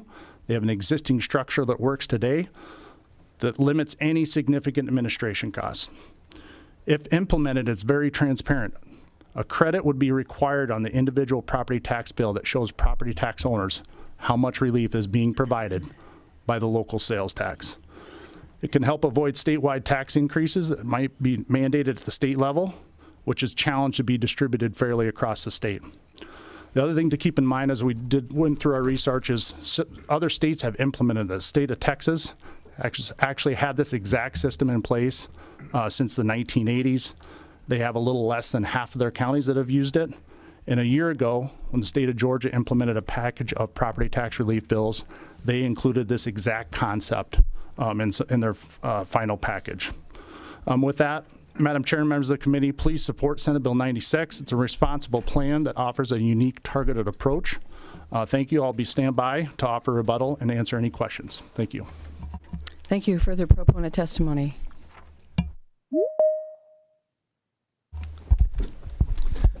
Good morning, Madam Chair, members of the Senate Taxation Committee. Mike Howdy-Sheldon, the Cabinet Secretary of the Department of Revenue. We also rise in support of Senate Bill 96. Commissioner Terwilliger did an excellent job explaining what the concept is and how it would work. I just want to just briefly touch on the specifics of the bill itself. I know the time is limited this morning, so I'll just kind of hit on some of the highlights so everybody understands kind of the mechanics here. Jim mentioned, or Mr. Terwilliger mentioned, the credit. That's in Section 1 of the bill. And what that says is that credit has to be shown on the tax bill starting with taxes payable in 2028 if the county chooses to implement this option. The one thing about this bill that distinguishes it from some of the other ideas that are out there this session, this could go into effect in Pay 27. If this bill were to go into effect on July 1st of this year, a county could go ahead and enact this optional tax, and they could be able to start that tax on January 1 of 2027, and they could in fact provide this relief starting with taxes payable in 27. The reason we used Pay 28 as far as when the credit has to appear on the bill is we know that counties may have to do some implementation, some IT updates to their tax systems to be able to show this credit on the bill, and they may need some time to do that. So that's where that date comes from. Section 5 is the implementation provision. It says that the county can impose a tax up to 0.5%. It could be less if they decide that for their county they can provide this type of relief without the full 0.5%. They're free to set that rate at any amount less than 0.5%. The money has to go into a dedicated property tax reduction fund in Section 6. Section 7 says that 100% of the fund has to be used to provide owner-occupied property tax relief. And in those counties that would enact this, if the revenues from this optional tax exceed what is needed to eliminate all of the owner-occupied county taxes, then it would have to be used to lower property taxes for agricultural land owners and for commercial properties in an equal percentage. That section also contains language that gives the counties the funding necessary to implement the changes that would come from their county enacting this new tax. You can see that in year one, they could retain 2% of the money in the fund to pay for their implementation costs, and then in subsequent years after that, a maximum of $20,000. Because we recognize that there will be some costs for the counties to implement this if they decide to do this, and this is how they could pay for that. Beyond that, pretty standard. This would be something that the county commission would have to enact by an ordinance, which would be subject to referral, just like any other ordinance that's passed by the county commission. Or if the voters within the county want to do this and the county commission hasn't enacted, they could bring it to the ballot and to the vote through an initiated measure process as well. DOR would administer this optional tax just like we administer the municipal sales tax. That would be essentially identical as far as, you know, the reporting that's required by the retailers, how we collect and administer those monies and distribute it back to the counties. This would be something that would be easily implementable by the department. We do it every day when it comes to municipal sales tax, and we could do this as well for the counties. So that's really just kind of a real high-level overview of the bill. I would urge your support of it. I have been involved in this discussion for going on 15 years. And of all of the different ideas that have come forward to provide meaningful property tax relief, my opinion is that this is the idea that gives essentially the most power to the local governments to be able to reduce homeowner property tax bills. All of the other discussions, while I think, you know, they definitely have merit in providing some relief to folks on a statewide basis, I think this is the best option if we are going to provide the most relief in a targeted fashion in those areas of the state that really need the help. So with that, Madam Chair, I would stand by for any questions you might have. Thank you. Thank you. Further proponent testimony. We have 3 minutes left of proponent testimony. Good morning, Madam Chair, members of the committee. Eric Erickson with the County Commissioners Association. We just briefly say we appreciate Commissioner Twilliger, Secretary Howdy-Shell in the Gov's office working with us on this matter. There's a few commissioners that can talk in better detail. We like the local control aspect of this. We also, although this doesn't address county funding issues, it does provide an opportunity to provide targeted tax relief. Thank you. Thank you. Further proponent testimony.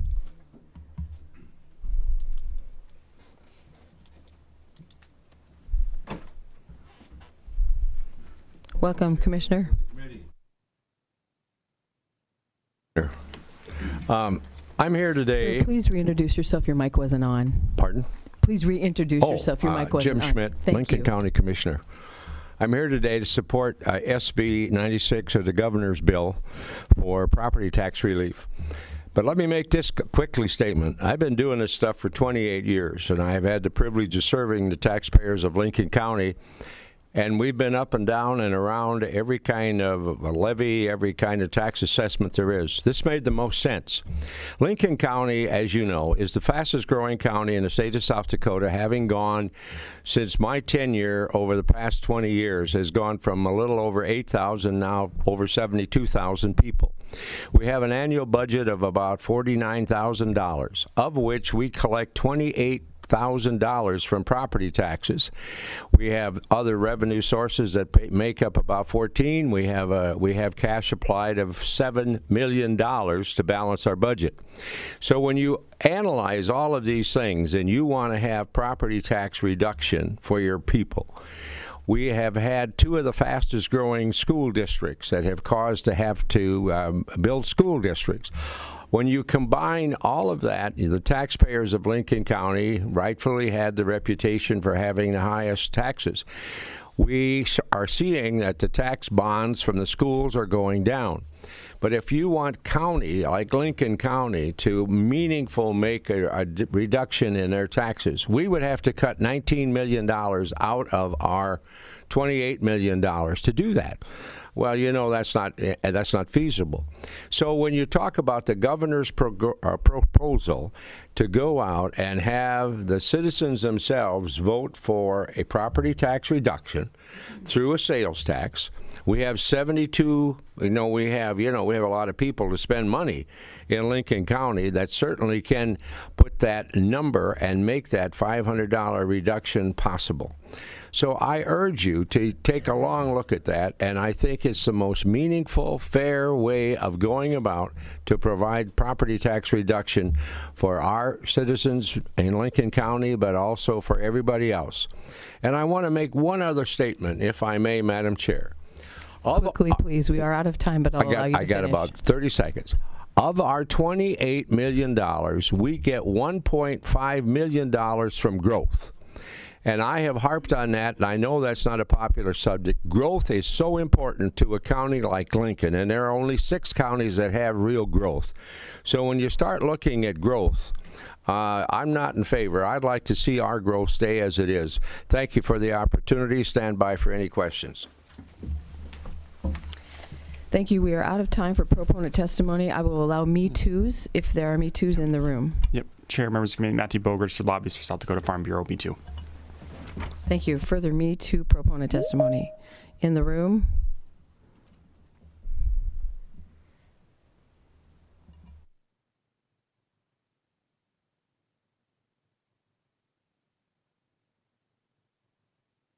No, this is still proponent testimony. Oh, it's still proponent. Yes.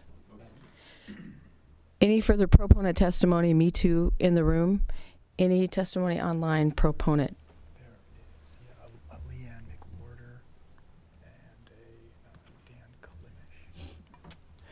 So do we have Leanne online? Leanne, are you there? Yeah, she's there. Let's see if her name is Rob. Oh. Leanne, I think you're. I think I'm on. There you go. Okay, so we are out of Okay, time for thank- proponent testimony. If you want to offer a Me Too, we're happy to hear that. Yes, I am a Me Too. I support this, and I will say that the Custer County Commission also supports this. Thank you very much. Other proponent testimony online. Dan Klimish. Online. Good Thank morning. you, Madam Chair. Dan Klimish, Yankton County Commissioner. Me Too. This would fully offset the owner-occupied property tax burden for Yankton County. It's the best solution out there. Me Too. Thank you. Further online proponent testimony. Robert Paul. Yes, can you hear me? Yes. Go ahead with the Me Too if you'd like.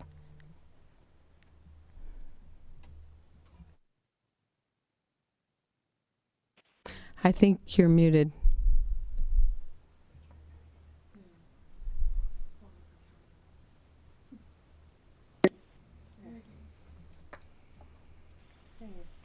Hello? Okay, we can hear you now. Yes, thank you for your forbearance. I would like to have a definite Me Too on this. I'm a property owner in Fall River County. This proposal could save me upwards to 26% on my property tax bill. And basically what we're talking about with the 0.5% sales tax for local counties, we're looking at a nickel for every $10 that a consumer spends. For an owner-occupied taxpayer, this is a substantial savings. Thank you so much. Thank you very much. With that, we will close proponent testimony and open it up to opponent testimony. Is there any opponent testimony in the room?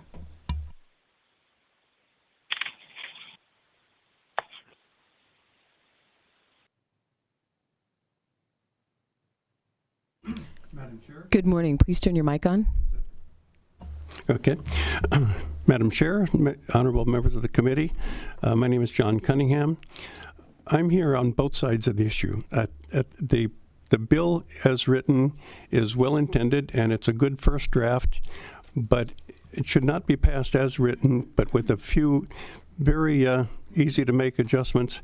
I think this bill could be turned into a very good one, and so I'm going to discuss those things. I'm John Cunningham. The reason I'm here is to share some information with you. I have a master's in public finance from Harvard University. I have I spent 30 years administering property tax from jurisdictions as small as Watertown, which only had 10,000 population back when dirt was young. to Fulton County, Atlanta, which has more population than South Dakota, even if you add another Sioux Falls. And in that process, I've come across 100 or more property tax problems and dozens of solutions, and I'm here to share some of that with you.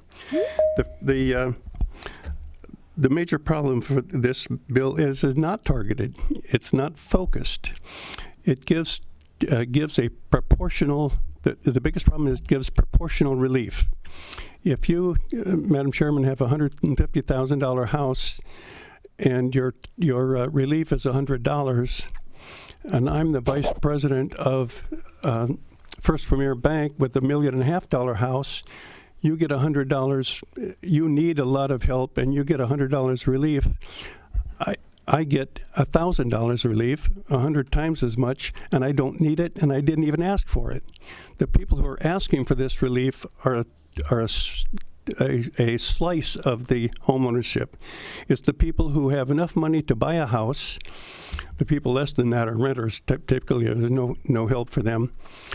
But they don't have enough to be comfortable. And the people above, about the median income, the taxes are an inconvenience, but they're not stressed the way the people, I will say, in the second, with houses less than $300,000 are stressed. So if you made it a flat amount, so instead of you getting 100 and me getting 1,000, if we both got 200, the people who need it would get twice as much, and I would still get $200,000 $200 that I don't need, but it'd be a great improvement to make it a flat amount rather than a proportional amount, so that the people who really need it can get more. Because that's all the people who asked for it are in that group. The second thing. At the same time, those people in the lower class group that really need the help, they're paying the extra 0.5% sales tax to pay my taxes, and I don't need it. So that's important. The second problem is the overage calculation. The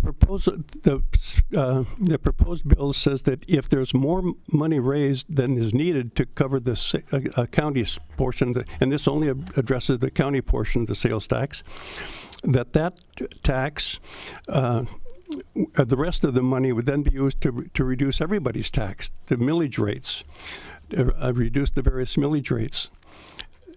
That spreads the tax relief even further with the businesses. Smithfield, I'm from Sioux Falls, so I'll say Smithfield, First Premier Bank, they don't need the tax relief. They've not asked for the tax relief, but we're going to shove it on them anyway. Another solution would be to take the overage and apply it to the 800-pound gorilla in the room that nobody's talking about, and that's the schools. So apply the remainder to the schools' tax and give people the full amount of tax relief that they could get. So what I'm saying is that this bill doesn't. Well, the other problem is the calculation, because if there's an overage, the tax it's used to reduce the mill levy, but when it reduces the county mill levy, now there's more overage, and the auditor has to recalculate it again and lower the millage rate again. For example, if the first millage rate was 20 mills. And then the overage is applied. Now the new rate is 18 mills, but then there's a new overage, and it continues on. It can drive county auditors crazy trying to balance the books with that. Whereas with a flat rate where the excess is automatically given to the school, it's an easy calculation, and the books automatically balance. So I'm saying. That I think with those two things, a third option, if you wanted to do it, would be to limit it to just houses under 300,000 or the median for that county or something. And that would focus it really and target the people who really need it, and avoid spending money unnecessarily on people who don't need it, never asked for it, may not even want it. But this bill right now spreads a lot of money around to people who don't need it, didn't ask for it, and is taking it away from the people who actually really do need it. Thank you very much. Thank you. Is there further opponent testimony in the room?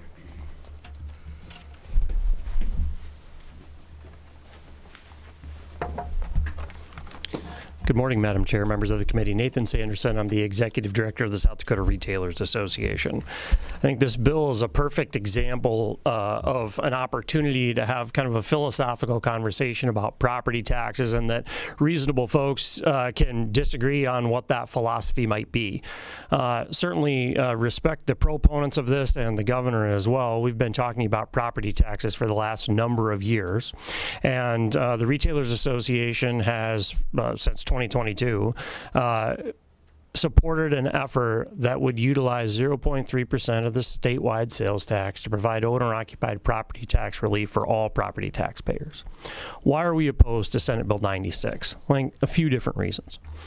As the proponents discussed, this is designed to provide targeted relief in counties that are currently growing at the fastest rate in the state. One of the things that the summer study didn't really get into is, why are these areas of the state growing so rapidly? Why are property taxes going up in some of these half dozen counties or so that have been referenced? Well, it kind of comes down to two reasons. One is that there's been an influx of people into those counties. Valuations of properties have gone up. And so as the value of those properties go up, then they're paying more in taxes. And so that's the first reason. The second reason is that those counties are spending more to accommodate that growth, whether it's electricity or water infrastructure or roads or schools or all of those kinds of things. They're having to pay more because as people move in, you have to have more infrastructure to accommodate those kinds of things, right? And so that's why property taxes in those areas are going up. To put it another way, a lot of folks who had a $500,000 home prior to 2020 now might have $1 million home. Their net worth has increased by $500,000. And as a result of that, their property taxes have gone up to pay for that infrastructure. One of the shortcomings as our members see it in Senate Bill 96 is that for a good portion of the state, rural areas that don't have growth, some of those areas outside of the 6 counties that are growing, are going to be subsidizing the growth in these counties. How so? Well, if Minnehaha or Lincoln County implements this, they increase their sales tax by 0.5%. Any individual who doesn't live in those counties, who then spends money in those counties, is using their sales taxes, their dollars, to subsidize property taxes for the owner-occupied homeowners in those counties. That's what this does. Now, it's true that this is quote-unquote targeted relief, and there's no question that at least a small portion of this will come from folks from out of state. But as we know, those folks who've been around, and you talk about tourism dollars, and we like to talk about how important tourism, trust me, we have a lot of members who are active in that area for sure. A lot of the tourism spending comes from residents inside of South Dakota. And so one of the key shortcomings of Senate Bill 96 is whenever you go to a restaurant, whenever you stay a night at a hotel, whether you buy something at a retail business in those counties where this would be implemented, folks who live outside of those counties are subsidizing this. Again, we recognize that there are different philosophies related to property taxes. We hope that you'll take the statewide sales tax option as opposed to this one, and we'd encourage your opposition to Senate Bill 96. Thank you. Thank you. We have about 10 minutes left of opponent testimony. Is there further opponent testimony in the room on Senate Bill 96? Further opponent testimony? Any online opponent testimony to Senate Bill 96? Okay. Looks like there's no further opponent testimony. With that, we will close the testimony and we will open it up to committee questions. Questions from the committee? Oh, I'm sorry. Sorry, Mr. Terwilliger. Rebuttal. Go ahead. Thank you, Madam Chair. Jim Terwilliger, with the Bureau of Finance and Management. Just a few brief comments. There's mention of, trying to cap it at a certain dollar amount or home amount, XYZ. I mean, a large majority, I think in Minnehaha County, more than about 55% of the homes in Minnehaha County are less than 300,000. But also think about the appreciation that's occurred over the last 5 years. If you bought a home 5 years or so ago at 300,000 and it's appreciated to, 450, 500,000, trying to target this at a specific dollar amount is where things get really complicated really fast. And so there's all kinds of folks that need relief. I'd also say that if you do have a larger valued home, you're still paying a significant amount more in property taxes than everybody else, even under this plan. And then I'd offer some thoughts on the last opponent that was up here mentioning that we're subsidizing county growth. Well, quite frankly, I don't see it that way. I travel the state, quite frankly. I go out to Pennington County, I go to Sioux Falls, I go to Minnehaha, Lincoln County, sporting events, XYZ. Right now, today, when I go to Sioux Falls area, and I go shopping, maybe I'll go to Costco, maybe I'll go to Shields and partake in those amenities that they have in that area. Today, I'll pay the state sales tax rate. I also will pay the municipal sales tax rate in many cases. And so I'm already contributing to some of the city of Sioux Falls revenue, if you will. Right now, today, I would also think about the services that our counties provide. Law enforcement, sheriff's office, helping fund the jail, county roads. Right now, today, for county purposes, that whole burden truly is on the property taxpayers within those counties. Think about Lincoln County and Minnehaha County. Right now, today, when I go to Sioux Falls, I kind of count on some of those services. I use some of those services when I go to that area. It would kind of make sense that I also would happen to support and pay for part of those services with an alternative revenue stream that spreads the burden out over millions versus just thousands of people. And it's a very small burden to pay to help provide an alternative revenue source to help directly lower homeowner property taxes. With that, Madam Chair, thank you for the time. I'd ask you to support Senate Bill 96. Thank you very much. With that, we will now close testimony and open it up to committee questions. Committee questions on Senate Bill 96. Madam Chair. Yes, Senator Halls. This is for Mr. Twilliger. When you calculated this $250 million increase in tax burden over the last 5 years, how much of that came from the growth of county budgets versus an increased burden from the state mill levy for schools? Or I guess, where did the growth come from? Madam Chair. Yes, go ahead. Good. So good question. I don't have that right at the tip of my fingers. Counties just on blush would be about, let's see here, about 100 million, it looks like. Municipalities would be about 40 million. And the schools would be, let's see here, about 170 million roughly. That might not add up exactly, but it gives you an idea. Follow up, Senator Halls. I'm good for a minute. Thank you, though. Further questions? Questions from the committee? Senator Grove? Chair. Mr. Twilliger.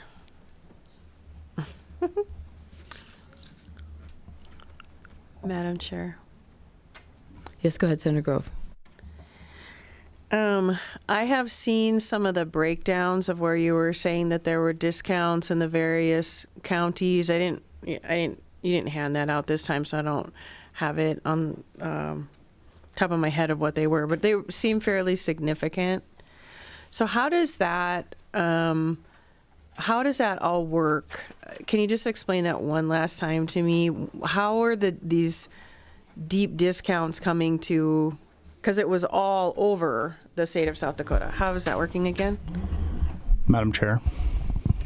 Yep, so the core concept is within the county, and if you want me to use a specific county example, I can walk you through that, but the idea is if the county chooses to opt in and levy up to a half-cent sales tax, then that sales tax revenue that would come in, be collected centrally, remitted back to the county, they would use that to directly lower owner-occupied taxes, specifically provide a credit against the owner-occupied county levy, if you will, and so that so the county at the end of the day will use sales tax revenue to operate and lower the property tax burden at the owner-occupied level. Madam Follow-up, Chair. Senator Grove. Okay, so I guess I misunderstood. So I thought there was like two things happening at one time, but it's just purely if they use the tax one way or go 0.5% or less. That's the only way that happens? Correct. Okay, sorry. Thank you. Further questions from the committee?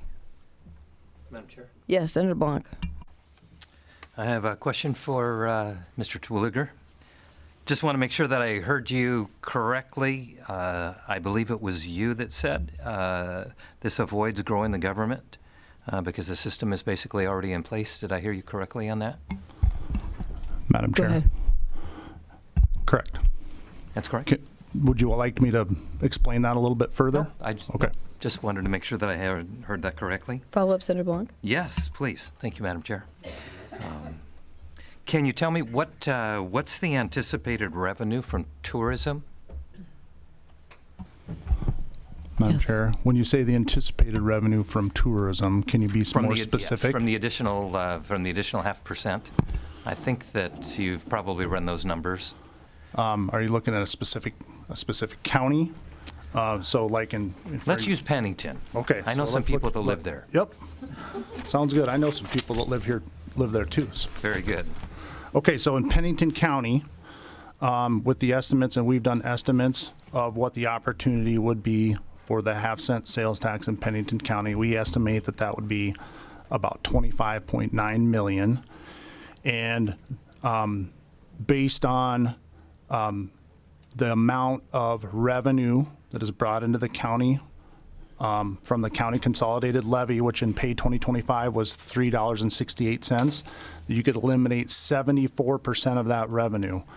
And so that would, at the end of the day, looking at it from a taxpayer's perspective, that would provide a credit or a tax reduction of about $886 on a person's property tax bill for owner-occupied, assuming the 325 and so on and so forth. Does that make sense? Did that answer your question? Follow-up, Senator Blanc. I'm sorry. Go ahead. And that $886 was based on what valuation of a home? Madam Chair, that was based on a $325,000 valued home. Got it. One more question, please, Madam Chair. Yes, go ahead.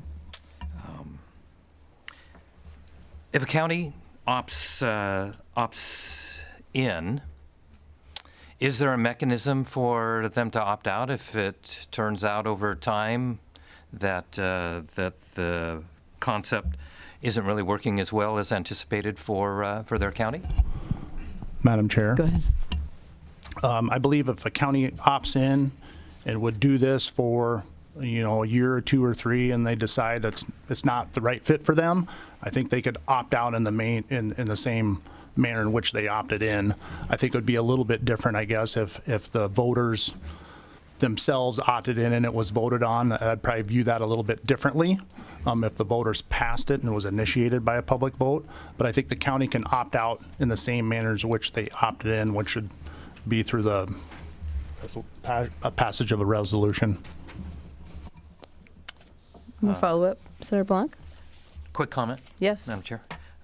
Thank you for bringing that up. I like the option for it to be, the potential for it to be an initiated measure. That way the people are having a say on the issue. And final comment is I think it would be great I know that this bill doesn't necessarily deal with it, but I think it would be great if we had some kind of mechanism or some kind of bill being brought forth where we can address homeowners being assessed on their unrealized gains. I think that that is something that would solve a lot of problems. So just file that for the next bill. Appreciate your input. Thank you, Mr. Terwilliger. Thank you, Senator Blunt. Further questions from the committee? Senator Hone? Thank you, Madam Chair. Mr. Terwilliger, can you tell me why in Section 9 that you have may be referred to a vote? Why did you use may instead of shall? If you don't mind, I'll have Mr. Howdy Shell, he was the primary bill drafter, come up and address that. Yes, go ahead.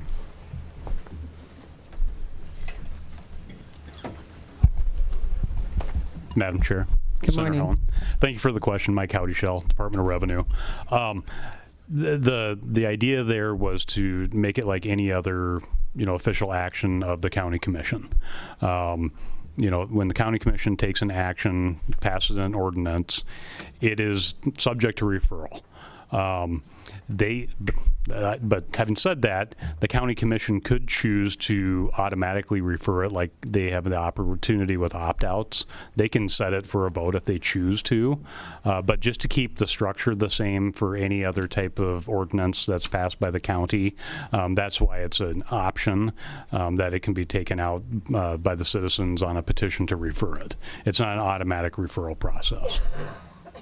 Follow-up, Senator Hone. Further questions from the committee? Senator Crabtree. Thank you, Madam Chair. I've got a few of them, if that's okay with you. Yes, go ahead. I'm going to start with Mr. Sanderson.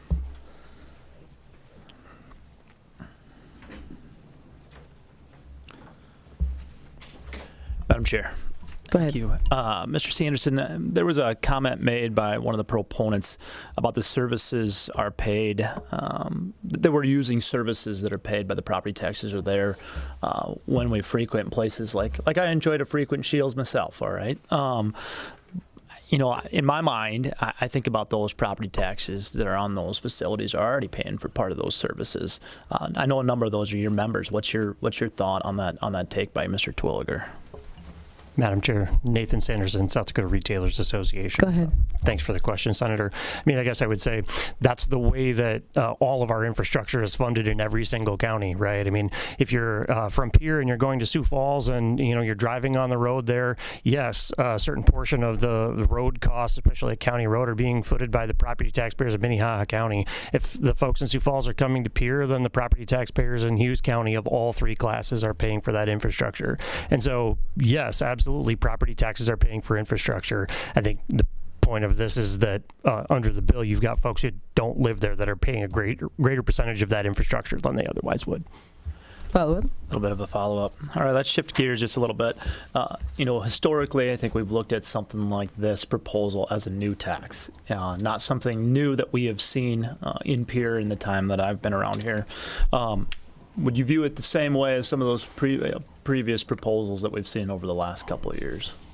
Madam Chair, again, Yes, Nathan go ahead. Sanderson. Well, the idea of a county sales tax has been around this building for a number of years and has not passed. And I would say that, yeah, this is a new county sales tax. I certainly didn't offer this in opponent testimony, but one of the concerns that's out there is that anytime you implement a new tax like this, it's never going away and it's only going to go up. And so, we already have some sort of question about what the sales tax rate is going to be on a statewide level. We're currently at 4.2. We're scheduled to go to 4.5. There are bills out there that would go to 5, and then this would take it to 5.5 plus your municipal sales tax. So, yeah. One more Follow-up? for Mr. Yes. Sanderson. Yes. We've seen some of these opt-in type of proposals over the course of decades, I guess. But what happens here if one county opts in, one doesn't, and this property tax issue certainly isn't going to go away for those who don't. Give me your thoughts on that. Madam Chair, again, Go Nathan ahead. Sanderson, South Dakota Retailers. Well, I think the analogy that I would use is kind of related to the bid tax that a lot of municipalities have in place. You know, it took a while, but just about every municipality has that tax in place now. It's optional. Same thing with your municipal tax. Almost all municipalities, not all, but almost all, are at 2%. It's optional. You could go anywhere below that, but of course they're now taking the max, and that's statewide. And so I think you've got one of two things that are going to happen. You're going to have a small handful of counties that are going to put this in place, and folks from outside of those counties are going to subsidize it, or all of the counties, or nearly all the counties, are going to put it in place, and everybody's paying 0.5% more. Follow up, Senator Crabtree. Senator Hone. I have, thank you, Madam Chair. One more question for Mr. Howdishell, Secretary.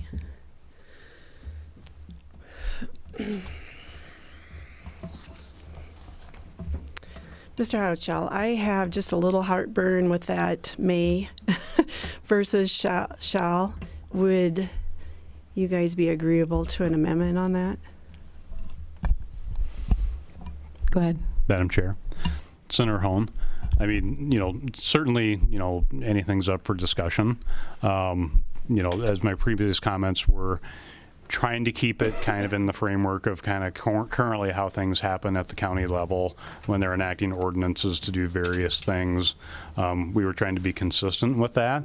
I don't know necessarily, you know, what, you know, the governor's thought is on that. I can't speak for the governor, but, you know, that's part of this whole discussion that we're having here this morning. Follow up, Senator Hone. Madam Chair. Yes, Senator Hulse. Kind of along that same lines, I just want to make sure that I'm understanding, I think, both the senator's question and your explanation. So when the word may is there instead of shall, if I'm getting this correct, the county may decide to just enact this through an ordinance, which then the people could still refer, or the county could make it right to the people right away. But either way, the people would still have an opportunity regardless of if it was may or shall, or because it's may right now in the statute, correct? Madam Chair. Senator Hulse, yes. That is correct.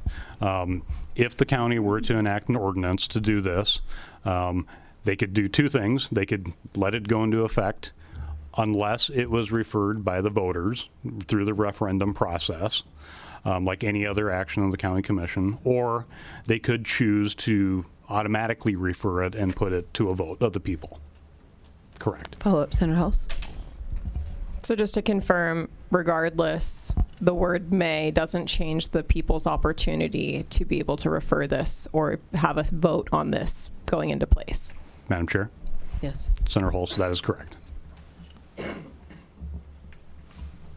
Further questions from the committee?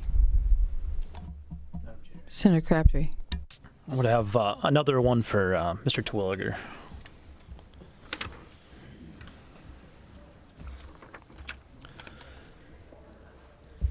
Go ahead. All right, thank you. I caught part of this right away, Mr. Terwilliger. You were talking about, I know you were part of the interim study on property tax relief. This proposal wasn't brought forward.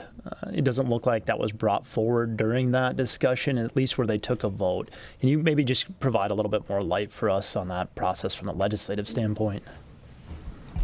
Madam Chair. Yes, go ahead. Yeah, thank you, Senator, for that question.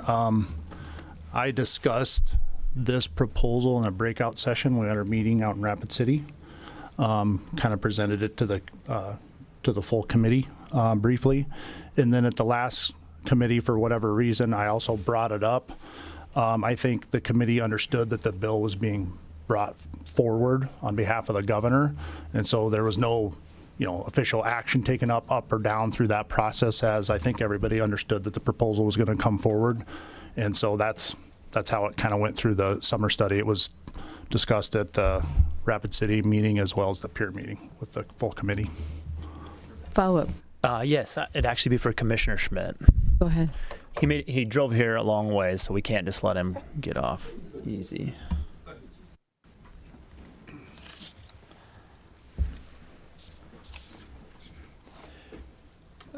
Yes, sir. All right. Madam Chair. Yes, go ahead. Commissioner, I appreciate you making the trip. Always enjoy your perspective on things. I'm looking at this. I mean, this is a tough situation for me. I'm looking at this as a new tax. I've heard the words targeted in areas that aren't in my district, right? And so I'm having some troubles with this. And I think the other part that I think we struggle with is that. This is something that happens at the local level. The property taxes are a local issue, and the state is now being asked to do something going forward. So a couple questions specifically on the Lincoln County side of things. We've got this ability for you guys to move forward with this. I see you guys, I see the Lincoln County in the news quite a bit. Do you think this would move forward in Lincoln County? And if so, what would that process look like? Madam Chair? Yes, go ahead. Senator, I would look at this as you would have a mixed bag from the constituents. You would have some of those that are experiencing high taxes, and yet you would have some that would look at this as being another tax. But from a county perspective, we only have 3 areas of which to lower taxes. If we chose to do this, we can do it roads and bridges, we can do it public safety, or we can do it to our staff. So from our standpoint, this is the best option we have to make meaningful reduction for the taxpayers throughout the county, because it is a user tax, and it is one that will have the least amount of negative impact on our overall budget. Madam Chair, what would you say to the thought that as I kind of look at this map and the targeted approach kind of bothers me, because I think people across South Dakota have an issue with property taxes, not just in certain areas. Now, do those certain areas have more of an issue? Maybe, but I can tell you people feel it across the way. I mean, what would you say about this? I'm looking through this map, this heat map. Let's say more people are coming from Minor County down to Lincoln County and doing business. What do you think? What do you think that? How do you explain that to the folks in Minor County that they might be offsetting Lincoln County's property taxes? Madam Chair, I'll give you a serious answer, but I have a kitschy one because everybody would like to come to Lincoln County. But no, I don't know that I have an issue on that, because when people come, whether they travel, they go from Minnesota to come here, they pay taxes. I never looked at it that one county spending money, or the taxpayers in one county spending money in another county is subsidizing. That's just regular travel kinds of activities. So if I go to Pennington County for the Black Hills and I pay an extra, that's my choice. And if somebody from Pennington County wants to come to Lincoln County, that's their choice. So I don't really have any heartburn on that issue at all. Yes, go ahead, Senator Crabtree. So you talked about your ways to work forward. You talked about 3 opportunities to cut. I think you said cutting funding for roads and bridges, right? Yep. Cutting funds for your staff. Public safety, for your judges and your sheriff, or you cut your staff. Right. And in many separate conversations, we've talked about our ways to build things forward when it comes to diversifying maybe your tax base and expanding your tax base through industrial expansions. Do you feel that the county has embraced those opportunities to its fullest extent to bolster the tax base that they could have there? Madam Chair. Go ahead. Lincoln County certainly has. I'm very proud of the fact that Lincoln County was one of the partners in the 85th Street development that on the west side of Sioux Falls. And we made a serious investment through a TIF district. But why did we do that? Well, because that area there will have an economic impact of over $2 billion. And when that TIF is paid off in 8 years, the taxpayers of Lincoln County are going to appreciate a long process of having an expanded tax base, and that tax base will provide growth and therefore keeps our levy the same. I just wanted to mention, too, Senator, if you could, The reason that Lincoln County has the fourth lowest levy in the state of 1.89, we have been able to maintain that 1.89, 1.9. We didn't jack it around. We've never had an opt-out to pay for any of our administrative things that we've had to do, and that's been primarily due to the fact that we're located in Sioux Falls. We've got growth from 2 school districts, we got people and expenses, but we certainly have an expanded tax base. But growth has been one of those vital components that have helped maintain our ability to level off our taxes. I don't know if I'm answering your question, Senator, but we're trying. Follow-up, Senator Crabtree. Additional questions from the committee? Additional committee questions? Madam Chair. Yes, Senator Davis. Thank you. I think this is going to be a question for Mr. Howdy-Schell or Mr. Terwilliger. When I was talking to some folks back home about this proposal, they had kind of brought up, would this proposal help higher levy city dwellers, possibly more than your like rural township owners that are maybe at a lower levy?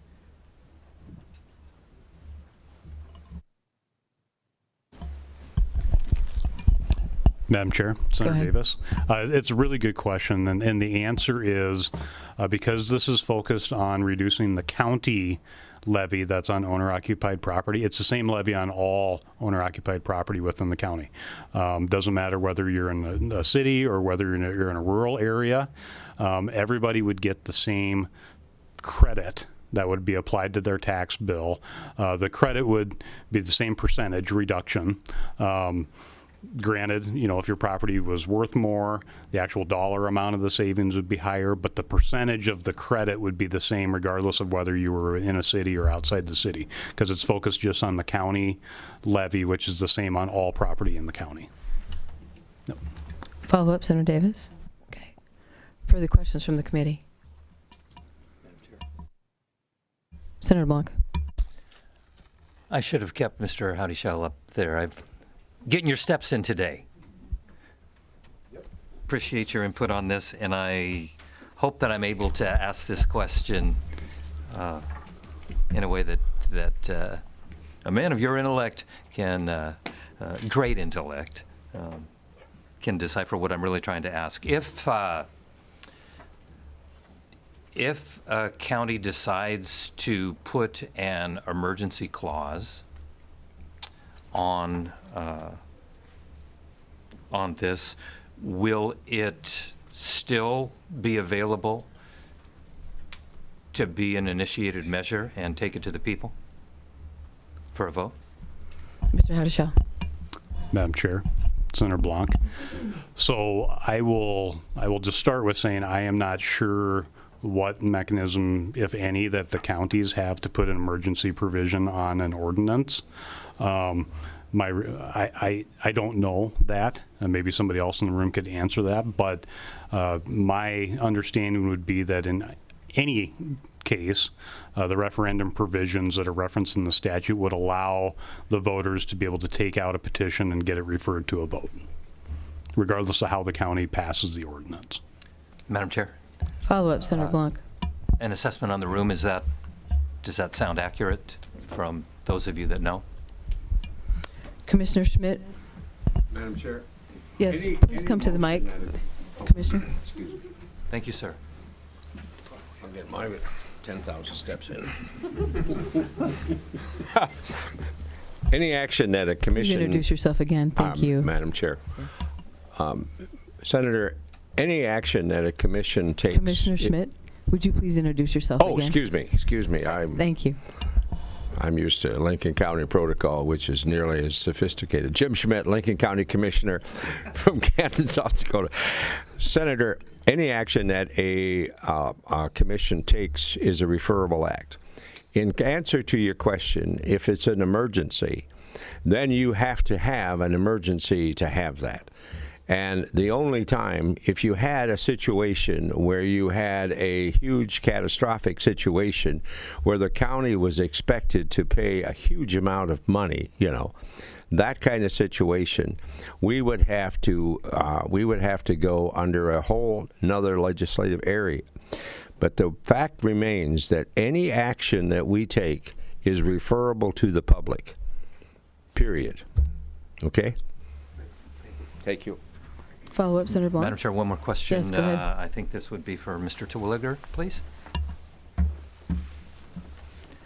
Mr. Terwilliger, the question has been brought up, and I've heard not just people here at the table today, but constituents ask, well, does this benefit a larger county? And if they're coming to spend their dollars in that county, it ends up benefiting the taxpayers of that county more than it would them, of course. And is it an accurate statement that this is just kind of a part of the free market system? People are going to be coming to, I live in Pennington County. I know that, well, a lot of people would be coming into, because we're the big city, and we have a Sam's Club, and we have a couple of super Walmarts, and people are coming in that are in rural areas, and they're coming in and they're saving money because they're cheaper prices already.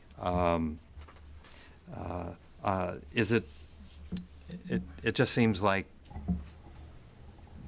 it's just common sense. They're saving money by coming in. Should that be a consideration just because they have the option to spend their money within their own county if they desire to and pay a higher price there, and then that portion of the revenue would go to their county and their property taxes. But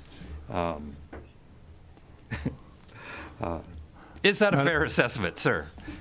Madam Chair. There was a question in there somewhere. There was. It just wasn't Madam great. Chair. It wasn't Go great. ahead. Thank you. Jim Terwilliger. I think you're thinking about that maybe in a different manner, and I think about that as well as where, I personally, I have a daughter that goes to school in Rapid City, and so I, by choice, I go out and visit and XYZ, and a lot of times I feel like, even though I spend some gas money to get out there and back, there's a lot of benefits that come from that. But I also there's more competition maybe, and so prices might be a little bit lower. And so you could argue from a consumer standpoint that you might actually save some dollars at the consumer level by traveling to those places. And I don't think it about subsidizing another area. I think it about distributing that burden to where it's the most fair, and rather than a few thousand folks where you have millions of folks that pay a lot smaller amount, seems like a fair way to do that. And having folks from out of state, since we have a big tourism sector, makes a lot of sense. Thank you Senator Blanc. Thank you for answering that question better than I asked it. No more questions. Further questions? Okay. Further questions from the committee? Madam Chair, Senator Grove. I just have one really quick one. Madam Chair. Go ahead, Senator Grove. So I don't know if you really touched on this, and maybe I missed it, but one of the opponents stated several times that there are people that will be receiving tax relief that don't care if they get tax relief. They're not asking for tax relief. So why aren't we limiting it to the group of people that truly do need tax relief? Commissioner. Madam Chair, Jim Terwilliger. That's a really good question, Senator. And I think that's the magic bullet that everybody's looking for that seems not to have a perfect answer. Because I think if we go ask different groups of folks, you'll get all kinds of different answers. And that's why this is a complex subject, a complex problem. You look at a statewide solution to where we give an equal dollar amount to every owner occupied or some type of percentage. There's a lot of challenges with that. I would argue a lot of those trying to distribute that isn't fair.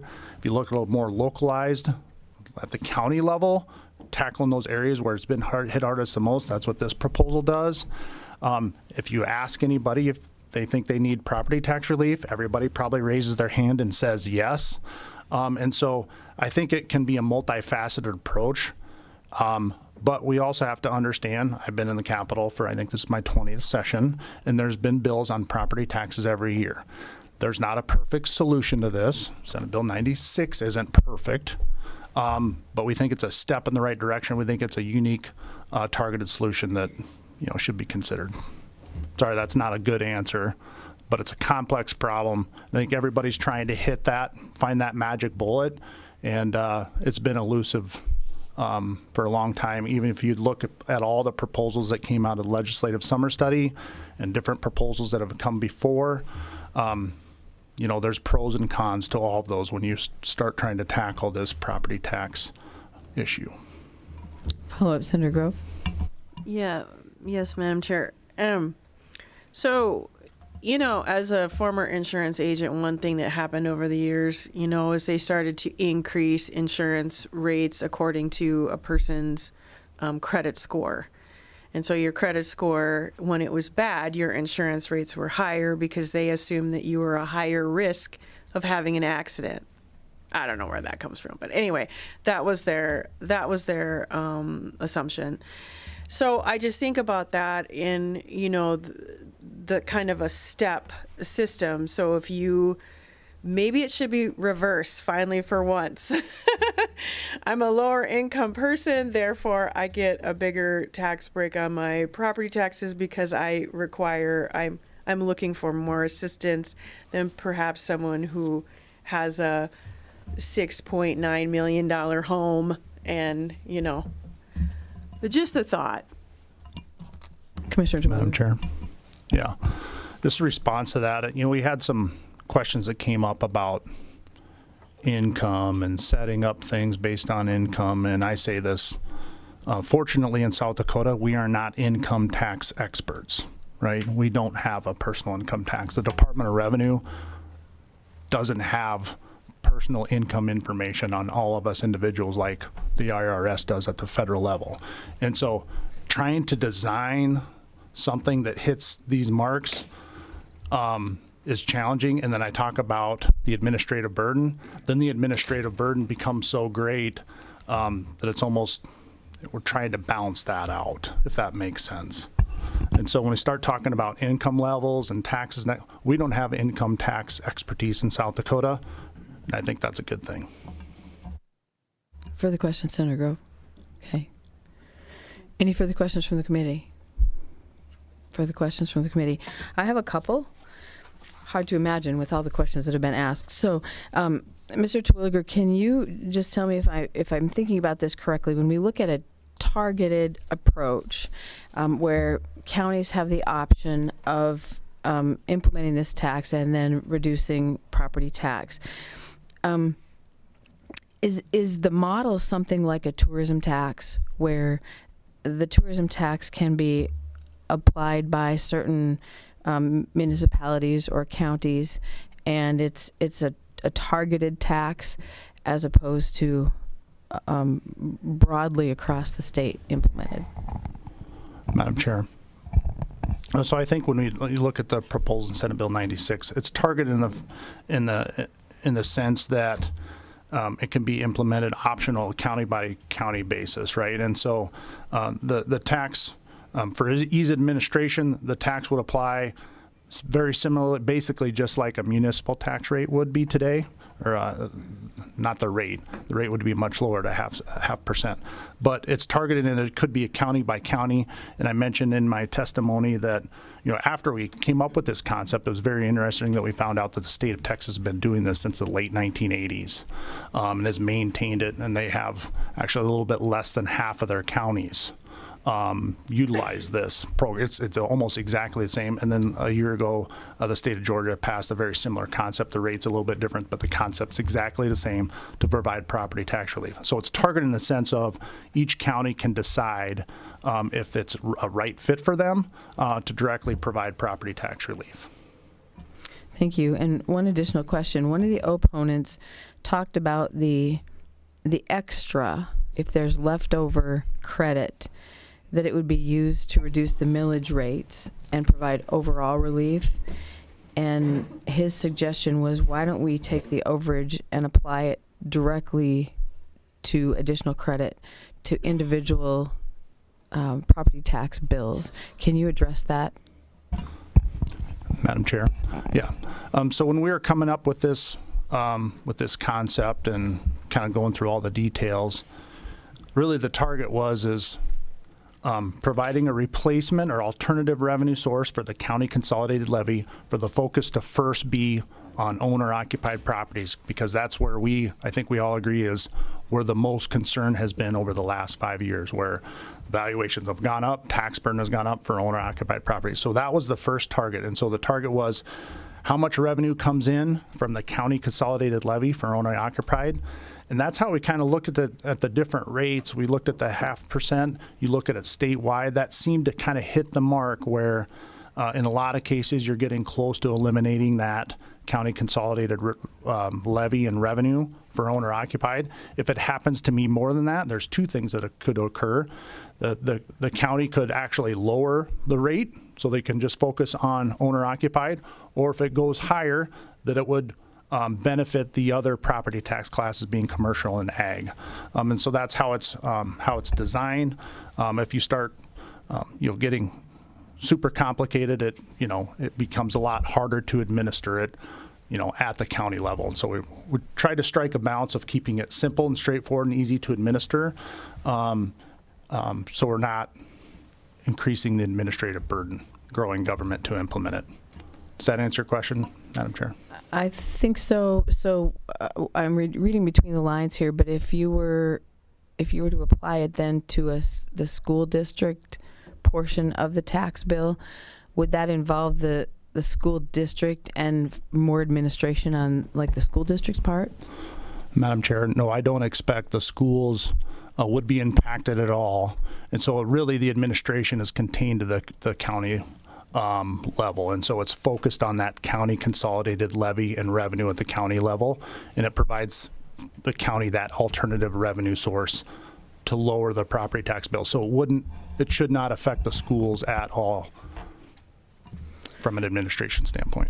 Okay, so back to the overage question. If, I think as we looked at certain individual counties, and I think you said Pennington, it looked like it was about a 74% elimination of their county property tax in general on I think you said a $300,000 house, 325 it looks like.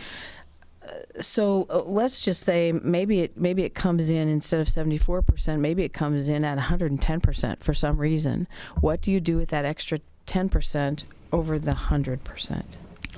Madam Chair, when the funds are placed in the property tax reduction fund, that's the only thing it can be used for at the county level. Okay, and so it has to be used for property tax reduction. So if it comes in at 110%, I'd expect that the county would decide and provide property tax relief for commercial and ag equally, or the next year they could also, if they chose to do so, lower the sales tax rate down, so they're kind of targeting that 100% for owner occupied. So there'd be a couple decision points there, and they'd have to see where things level out as this activity from the sales tax would stabilize. Does that make sense? Yeah, so what I'm understanding you saying is that county tax reduction fund would only apply to the consolidated county tax, and anything over and above what the tax bill was for just the county property tax would then be shifted from owner occupied to ag and commercial, or could that be reserved for the next year? You couldn't just apply that, just give the taxpayer a credit of that 110%, and then it would just automatically just lower their whole tax bill. I think you're understanding that right, is once you eliminate the county consolidation portion for owner occupied, once that happens, it would spill over to the other classes. In a lot of the counties, they're, when we ran the numbers, some are a little bit higher. Most are kind of in that, 70 to 100% range, but I think the answer is yes. So just one final question then. Why would you not provide the full benefit to owner occupied, even if it's above what the county consolidated is, because they have all sorts of other things on their property tax statement as well, possibly opt-outs, possibly school district, possibly city property taxes?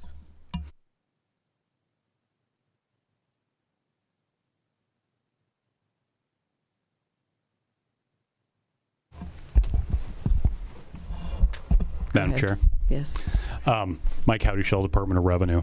So when we were developing this idea, we really focused in on that county consolidated levy for owner-occupied property.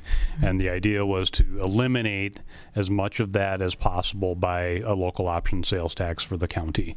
Where we landed was, once that's 100% replaced by the sales tax, then we would look to provide some relief for the other classes of property. Now, to your point, you could do it that way, where once you hit the 100%, then it's just a further reduction of that owner-occupied property tax bill, revenue that would go to other taxing districts, cities, schools, whatever the case might be.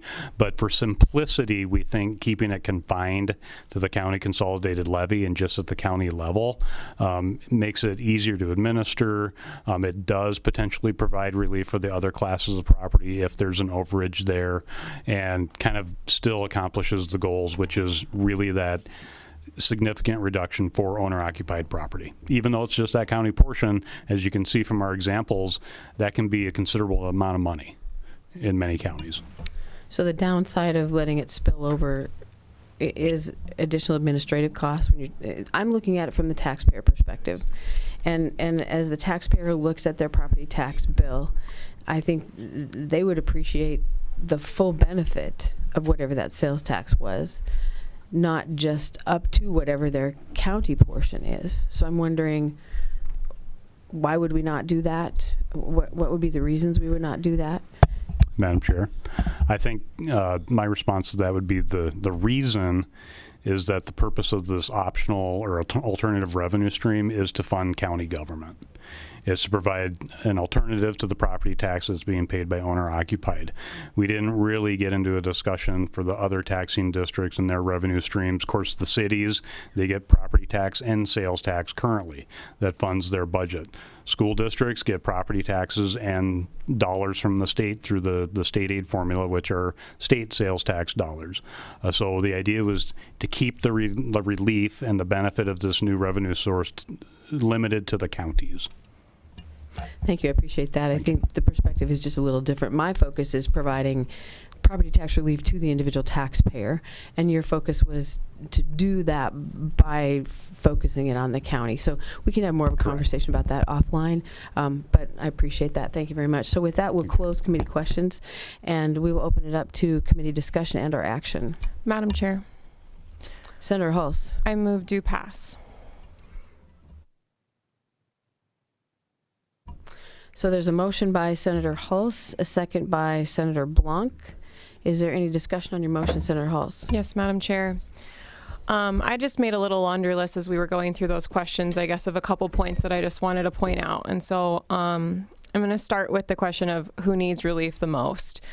I think it's these areas that are on the heat map of this map. And when you start to get into the discussion of areas that are going to see 110% with a half cent, those are the counties that likely won't vote to do this because they don't have a problem with their county budget. They don't really have a problem with property taxes in some of the areas in the middle of the state. The counties that are even slightly orange on this map, by instituting a half a cent, it's not even going to get them to 100% of their county budget. So that's not even a discussion in most of the counties that are actually probably going to implement this.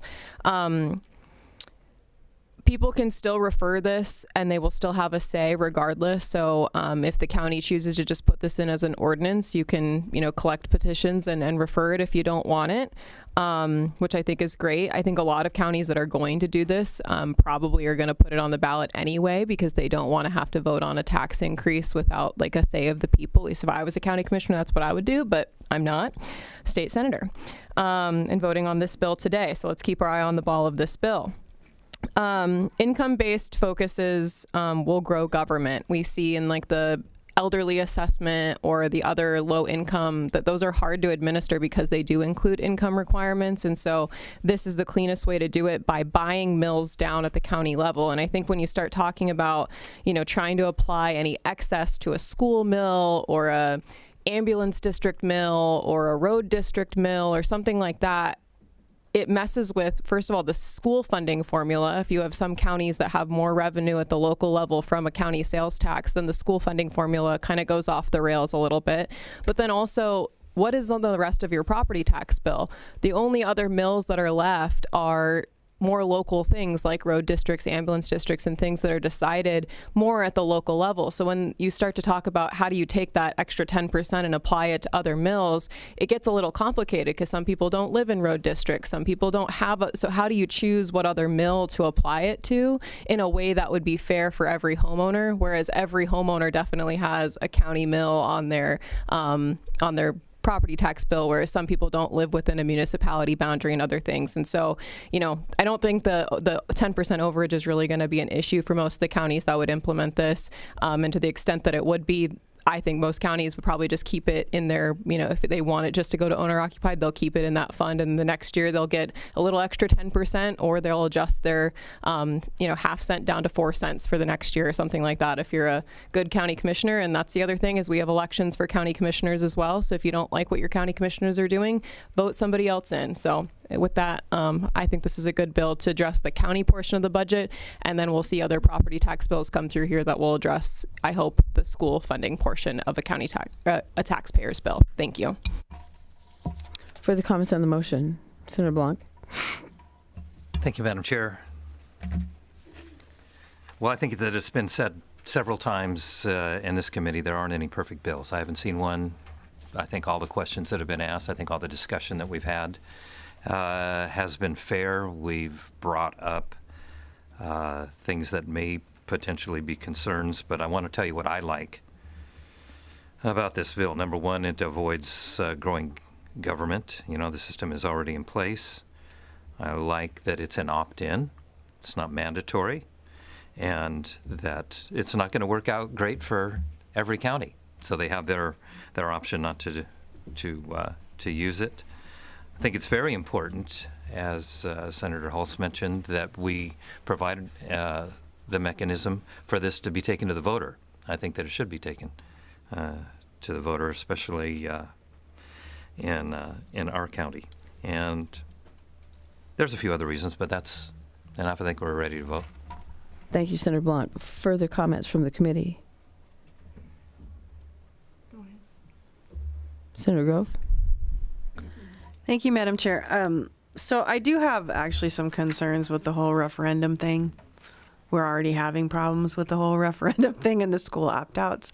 So I am concerned about that. I understand what it does, and I understand that people can go and get the petitions filled, but how many names do you actually have to get, and the period of time that you have, and are we going to be in that situation where they're going up and up and up, and the people don't have a way of pulling that back in line?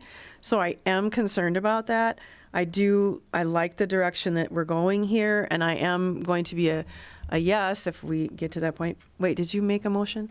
Okay, I am going to be a yes on the motion, but I still have those concerns, and I guess I would like more conversation on that when we get out of this room. Thank you. Thank you. Further discussion on the motion. Senator Hone. Thank you, Madam Chair. I am going to be a soft yes on this as well, but I want a little more clarification, I guess, on the emergency, if there is an emergency clause put into it, just to make sure that, like I said, with Section 9 and the may and the shall, and just being, I guess, certain that the voters have a choice. So, thank you. Madam Chair. Yes, Senator Crabtree. Thank you, Madam Chair. A couple things I think we should talk about. I would disagree with my good friends here who say who needs it most and using a county line to discuss that. I think this is a statewide issue. When you go anywhere, this is the discussion that comes up. What I do like is that we're working on something, a number of things.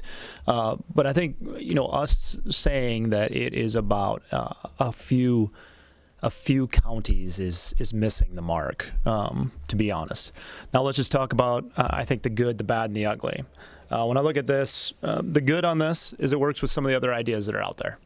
And so there's probably an opportunity to combine some of those efforts to make a meaningful difference. I like that. I also like that property tax will be paid by, this will offset, this is generated by some of it by visitors, out-of-staters. And the results would be only South Dakotans getting those breaks. I like that. I like that versus a regular sales tax cut that we debated yesterday. The bad on this, though, it seems like the relief for many of our more populated areas are going to come from our rural areas. And I don't like the way that looks and works on this, and I've got to do some more research on that. And the ugly part of it is there's no way around saying that this is a new tax. This is a new tax. This isn't a tax we've paid before. It's not. This is a new tax, and for years, I have, before I was elected and in the time that I've been able to sit in this seat, heard about the dangers of a new tax. And I think there's a gentleman wearing a blue coat back there that has a really handy kind of saying about the camel getting his nose under the tent. And I'm nervous about new taxes. So there's the good, there's the bad, and there's the ugly of that. With that said, I know we've got to get some work done. It works with other things, and there's probably a discussion to be had going forward. So major concerns, but I know we've got to continue to work to find some solutions. Thanks, Madam Chair. Thank you. Further comments on the motion? Madam Chair. Senator Davis. I'll be brief. I just want to echo the previous speaker's concerns. I'm not wild about this proposal. In my district's one of the hot spots. So, I mean, I'm really torn. I'm not wild about a new tax. All the cities pretty much charge a tax that's optional. If my hotspot area doesn't implement this, but we travel to Sioux Falls to go to Costco, I pay more, but don't see any benefit. And same thing with my friends that live in Kimball, South Dakota. They travel to Sioux Falls for healthcare or other shopping. They don't see any benefit, but they end up paying more. And so I'm really torn on this, and I reserve my right to maybe learn more and change my vote on the floor. Okay, I think about everyone has commented, so I think we're probably ready for a vote. So we have a motion on Senate Bill 96, do pass. All those are in favor, say aye. Those opposed, nay. Madam Secretary, please call the roll. Senator Crabtree? Aye. Grove? Aye. Blanc? Aye. Davis? Aye. Hulse? Aye. Hone? Aye. Peterson? Aye. Madam Chair, you have 7 yeas, 0 nays, 0 excused. With that, Senate Bill 96 will go to the floor with the do pass motion. We will move on further to our other items on the agenda. We are running a little bit low on time, and I want to be respectful of those who have come from out of town to testify. Our next item is Senate Bill 241. I think, do we have some out of town testifiers on 241? We do. And then do we have any out-of-town testifiers on 144? I don't see any in the room. And 243, we're deferring anyway.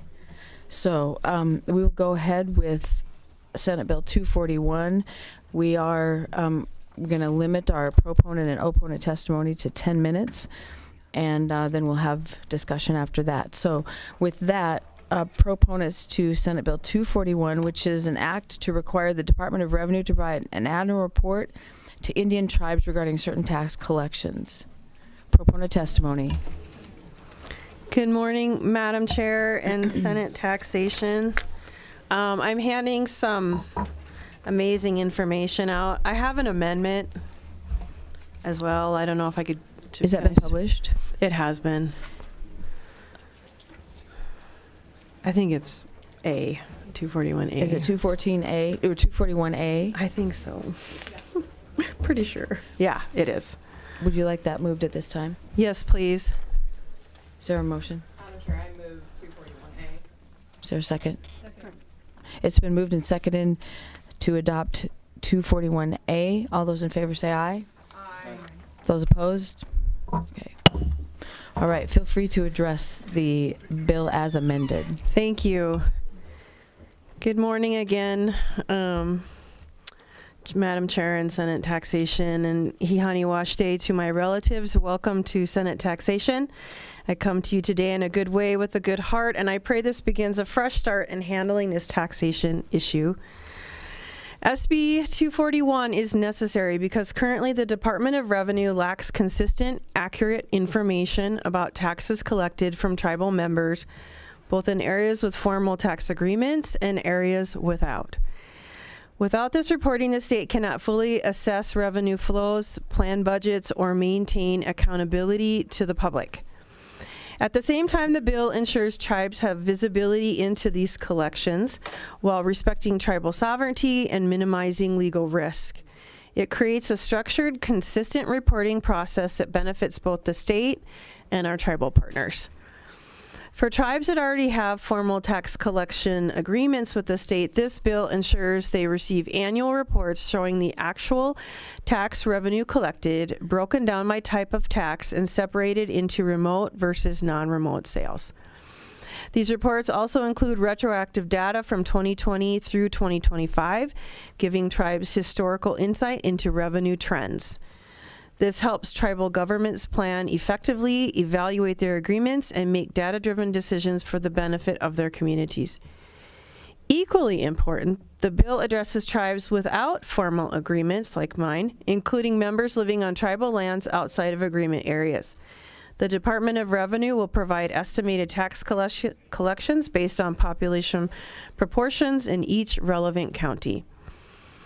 These reports, retroactive to 2019, give tribal leaders insight into economic activity and state collected revenue from their citizens, even where formal agreements are not in place. It's about providing visibility, not imposing new obligations, ensuring all tribes can make informed decisions regarding services, infrastructure, and economic planning. This legislation also recognizes the growing impact of remote and online sales, a critical factor in modern commerce. By separating tax collected from remote sellers versus non-remote sellers, tribes can understand how e-commerce is affecting their members and plan accordingly. This is particularly important as online transactions increase and tribes work to ensure they are not missing opportunities to capture revenue or monitor economic activity within their communities. The bill requires the Department of Revenue to develop a methodology to estimate taxes where data is directly available. This ensures tribes receive reliable, actionable information, even in areas where direct collection or reporting may be incomplete. It shows a commitment to accuracy and transparency, which is huge, giving tribes confidence in the numbers they receive and supporting government-to-government trust between the state and tribal relations. In summary, this bill is about visibility, trust, and collaboration. It provides all South Dakota tribes with the information they need to understand tax collection affecting their members, plan for the future, and participate in informed discussions about tax agreements or economic development initiatives. SB 241 ensures that tribes and states have clarity and transparency by providing a clear, consistent, and retroactive reports. We strengthen accountability and transparency, support tribal sovereignty, and help our tribal governments make data-driven decisions for the good of their communities. I urge you to support this bill and to continue working with our tribal partners in a spirit of openness, trust, and collaboration. I stand by for questions, and I will, if we could, have Chairman Linke go, and then there's a chairman on the online as well, Madam Chair. Yes, thank you very much. Chairman Linke, proponent testimony. We have about 5 minutes left of proponent testimony. Thank you, Madam Chair. Esteemed members of the committee. My name is Peter Lenkeek. I'm chairman of the Crow Creek Sioux Tribe and vice chairman of the Great Plains Tribal Chairman Association. I am also a veteran of the U.S. Army and the U.S. Marine Corps. I rise today in support of legislation SB 241, which is about transparency, accountability, and collaboration with South Dakota's tribal nations. This law is necessary for the state because currently the Department of Revenue lacks consistent, accurate information about taxes collected from tribal members, both in areas with formal tax agreements and areas without. Without this reporting, the state cannot fully assess revenue flows, plan budgets, and maintain accountability to the public. At the same time, the bill ensures tribes have visibility into these collections while respecting tribal sovereignty and minimizing legal risk. It creates a structured, consistent reporting process that benefits both state and tribal partners.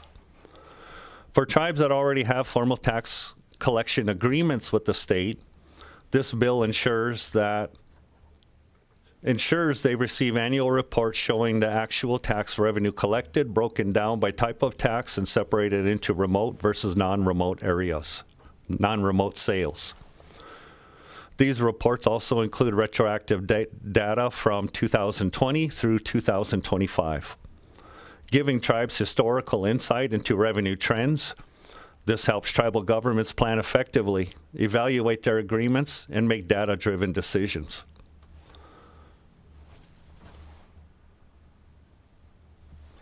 Equally important, the bill addresses tribes without formal agreements, including members living on tribal lands outside of agreement areas.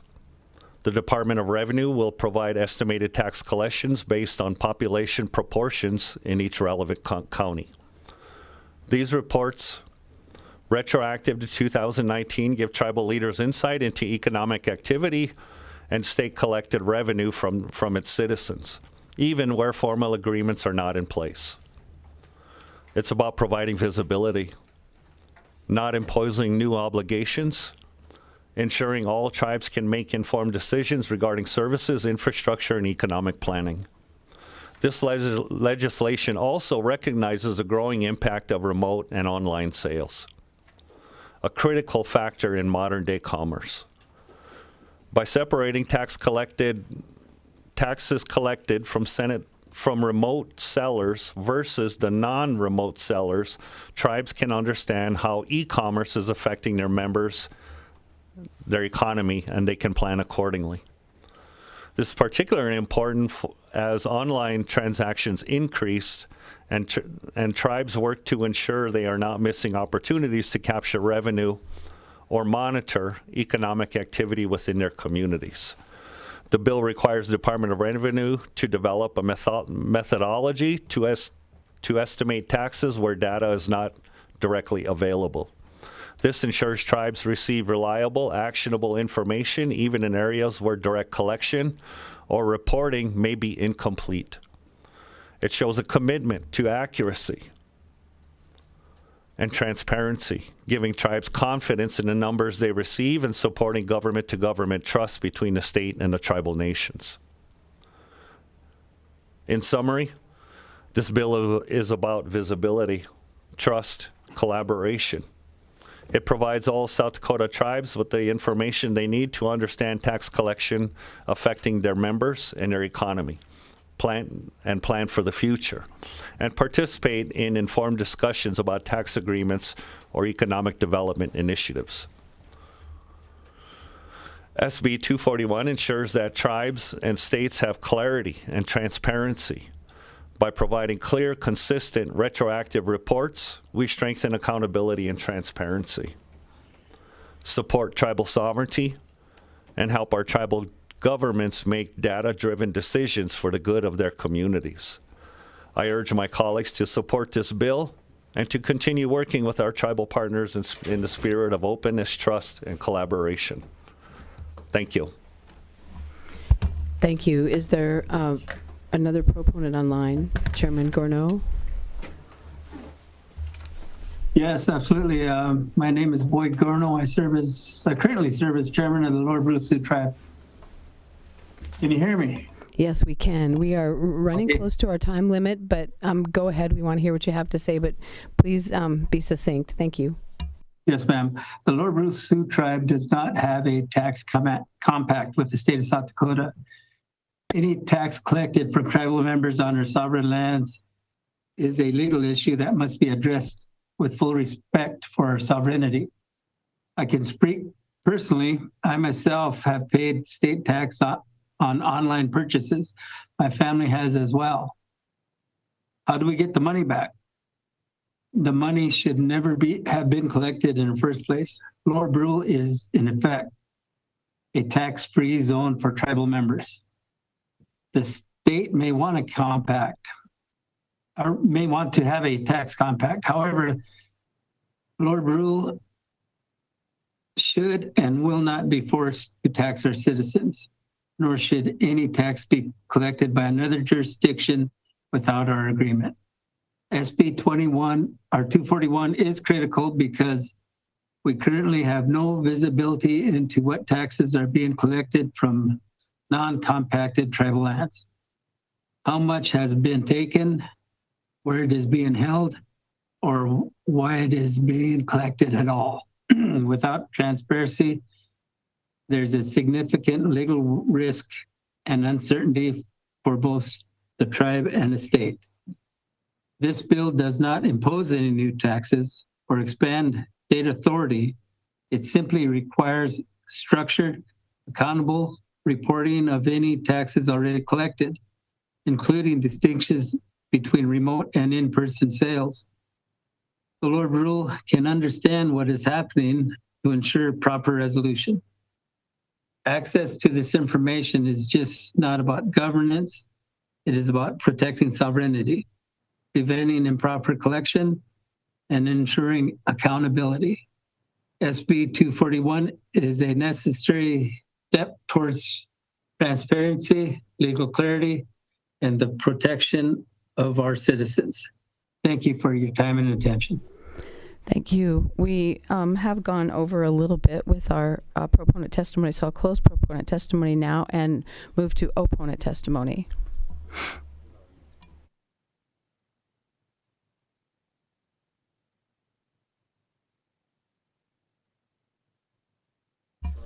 Sure, go ahead.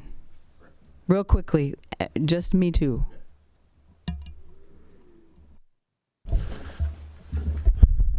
Thank you, Madam Chair, members of the committee. My name is Ross Kerlick Bell. I am the registered lobbyist for the Rosebud and Crow Creek Sioux Tribes. Rosebud Sioux Tribe is a Me Too. The Yankton Sioux Tribe is also supposed to be filing online as a Me Too as well. Thank you. Thank you.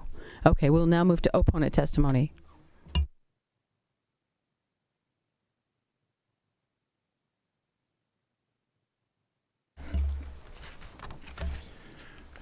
Good morning, Madam Chair, members of the committee. Doug Schinkel with the Department of Revenue. Here today in opposition of Senate Bill 241 as amended. Since 1974, the state's been allowed to enter into tax collection agreements with tribal governments. And it includes tons and tons of taxes, about 14, 15 different taxes. All you've heard today really is the sales tax, so that's really all I'm going to address here today as well. But the simple fact is, the reason that the state enters into these tax collection agreements with the tribes is simply that it's easier for a retailer and it is easier for the customer going into a retailer to know what tax they're supposed to charge and the customer what tax they're supposed to pay. It's not necessarily a huge moneymaker for the state of South Dakota, but it's to make it as simple as possible for the retailers, to make it as simple as possible for the customers alike, so they know what tax they're being charged, they know what tax that they need to pay. We currently have tax collection agreements with 8 of the tribes. Most are fairly comprehensive, meaning they include all of the taxes that are allowed to be included. Some are on a smaller scale. Yankton, Sisseton, for example, they're more piecemeal approaches. And Flandreau, we have simply a tobacco tax agreement with them. At the beginning of the session, you should have gotten the Department of Revenue annual report. Have it here. This shows the amounts of monies that are paid to each of the tribes on an annual basis, and in fiscal 25, $17.5 million was paid to the tribes through the tax collection agreements. Crow Creek itself received over $1 million of sales and sales use contractors excise tax. Some of the other taxes included resulted in another six or so million dollars. So a total of the taxes that was paid out to the tribes was over $20 million, close to $25 million. So what's also interesting to note on that is when we pay these monies to the tribes, transparency, this is transparency. We send out to those tribes the exact information that shows who the retailers are, how much money they had for sales in those particular areas, and oh, by the way, here's the amount of money that was collected through our audit division. Here's the money that was paid through the retailers that were actually submitting their returns to the Department of Revenue. So we share this information right now with the tribes. If we have the information available, we share this information. I think that's key here.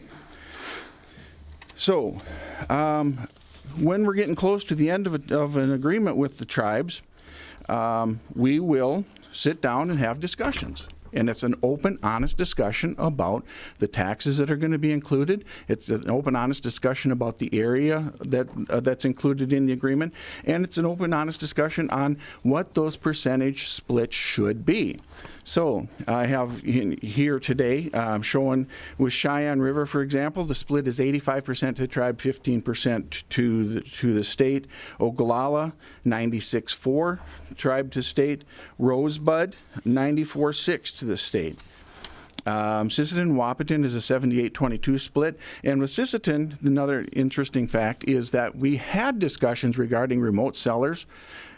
And when we're having the discussions with Sisseton and we were having the discussions with other tribes, the fact of the matter is we knew that we couldn't determine who all the remote sellers were, and we knew that we couldn't determine where all of the taxes were being sent. So we said, okay, fine. Here's what we're going to do. We're going to find a creative way through our discussions to make this happen.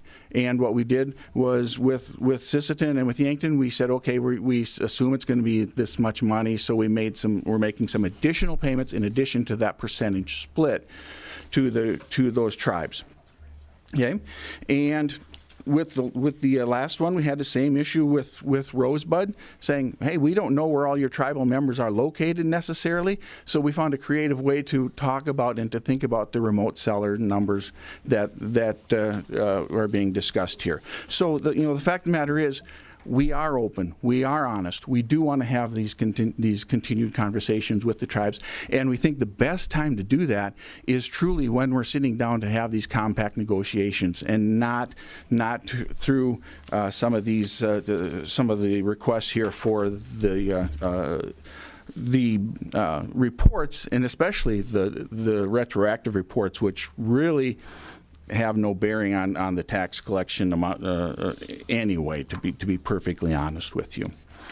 So here's the deal. I don't collect remote seller data right now. Why do I not collect remote seller data right now? Because it's not data that is interesting to quite honestly to anyone. It just when a business files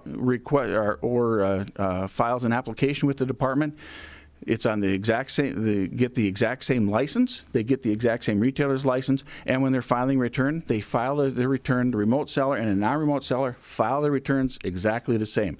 I do not ask for the information about whether it is a remote seller or not. Okay. Now the fact of the matter is, if I were to do that, in 2018, we were able to get a favorable decision in the Wayfair case simply because the Supreme Court said, it's not overly burdensome for these remote sellers to remit their sales tax to the state. If we start putting these added burdens on the remote sellers and these out-of-state companies, there's an opportunity for them to say, look, they're being too burdensome to us. We need to go back to Congress and get this fixed. And then we could lose that ability to collect remote seller dollars, and none of us want that. Now, in the discussion about openness and fairness in the conversations, you're going to see a bill here shortly, House Bill 1233, that the department helped draft. We like this bill. And what it does is it guarantees some discussions when we're having the compact negotiations. It guarantees that some of these taxes are going to be included in those particular discussions. That's a bill that we like, and a bill we're probably going to get up here and support. Why? Because it makes some sense. Now, on to the bill itself. If I provide this information to a tribe and come up with the methodology that to do this, which by the way, I heard the term no new obligations, but then I also heard, well, then they're going to create this methodology to do this. Well, that's a new obligation in my mind. But so if I now have to provide these numbers to a tribe, which is quite honestly a guess. That's what it's going to be. We're going to make up a number and make it a guess. And if I say that number is $100 and the tribe says, no, that should be $200, what's the value in that? That's not transparent. That's not even creating more transparency. In fact, that's probably closing up both sides a little bit and making us wonder if that transparency and that trust is there. So I don't know that this is even going to provide the information or open up that transparency that they've asked for here. So I think that's something else to consider.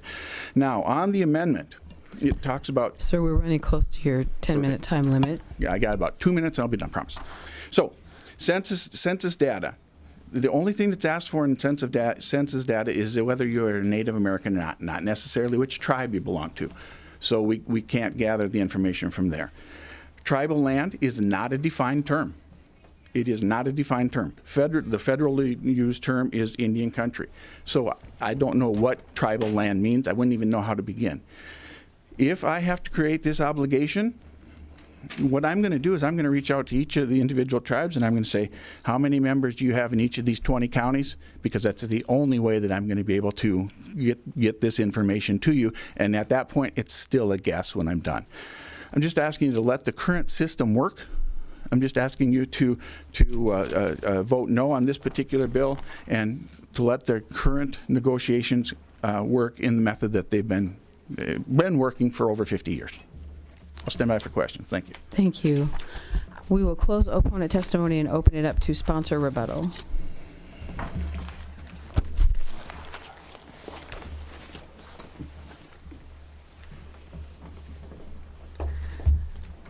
Madam Chair, I'm going to allow the attorney for the tribes answer the questions. Thank you.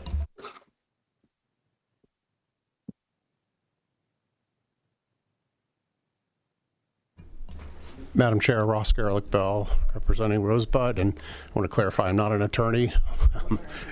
I'm a lobbyist, so I deal with policy, and I just want to address a couple of things that the gentleman from DOR stated.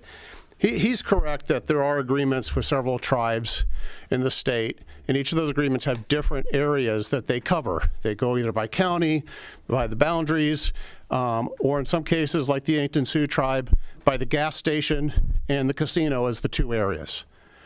And when this went through in the special session in 2019, I believe it was, for South Dakota and handling this, the senator and the representative that represented the tribes that have testified today, as well as myself with DOR at the time under the previous governorship of Dugard, were told very clearly that they can track the remote sales tax, that they didn't need to amend their compacts in order to cover a different service area in order to capture the new revenue stream that would be coming in. Well, that changed with the new administration, but the tribes weren't told that. So the compacts now are being written in to give lump sum payments instead of tracking the data. But lump sum's moving forward. That skips all of COVID. And COVID was significant. As we all know, online sales spiked. Everybody was ordering everything online.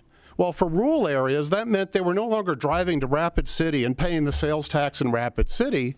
They were paying it in their communities. And for tribal governments, every dollar matters. And the state wasn't capturing that for the tribes, or they can't prove they did.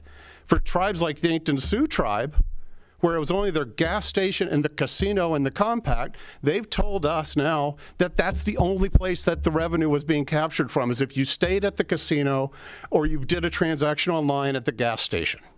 Not the tribal members in the community in Wagner or throughout the community, Marty. They only did it if you were buying something online at the casino. That wasn't what they told the tribe during the special session. That's not what they're telling you here. Even in the compacts now that they're signing, it states in the second paragraph under remote sellers, the parties disagree about the tribe's request for a share of the tax collected from remote sellers. This is Sisseton's compact, and it's in all the compacts that they're doing with the tribes moving forward. So they come up with the lump sum. For Sisseton, $325,000 in 2022 to 23, $330,000 in 2023, and they do this for 5 years. They don't account for any spikes or the increases. But the bigger problem you have that they're not addressing is Lower Brule. There's no compact there.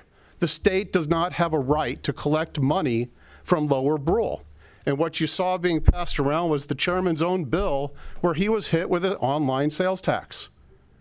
That's going to create a legal problem for the state. That's like collecting in Nebraska and calling it South Dakota's money.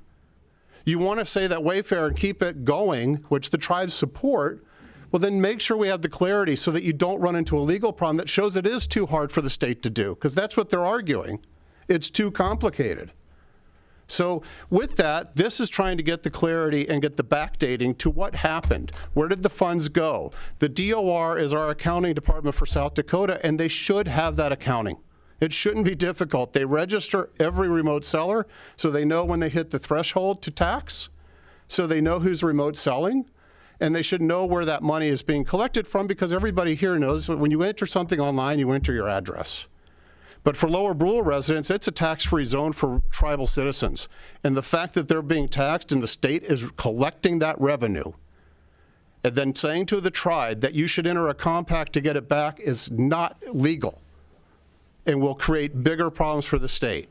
And so what this bill is trying to do is get that clarified. So that concludes my rebuttal remarks, and I'll be open for questions, and I thank you for your time.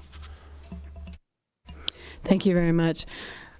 With that, unless there are objections from the committee, we will be in recess, and we will take up committee discussion. We'll take up committee questions on Senate Bill 241 this afternoon after session, as well as we have a couple other items on our agenda. So with that, we will be in recess. Do I need to gavel?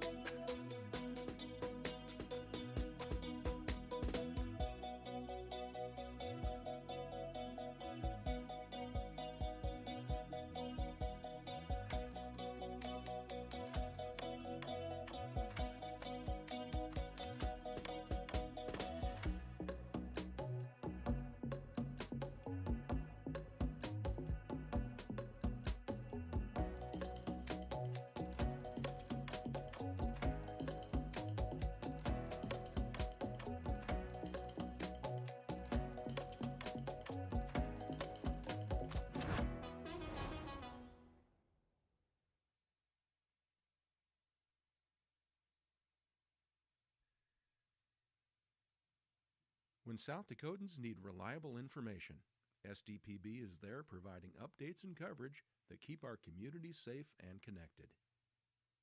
Good, useful, and full of wonder. SDPB.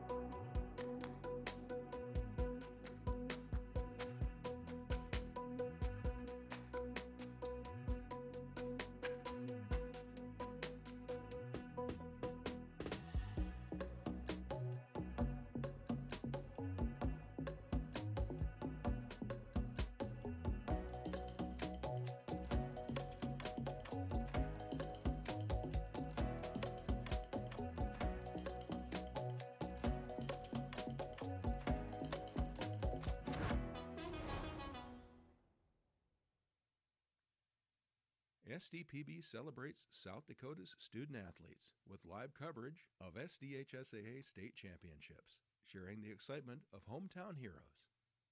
SDPB. Good, useful, and full of wonder.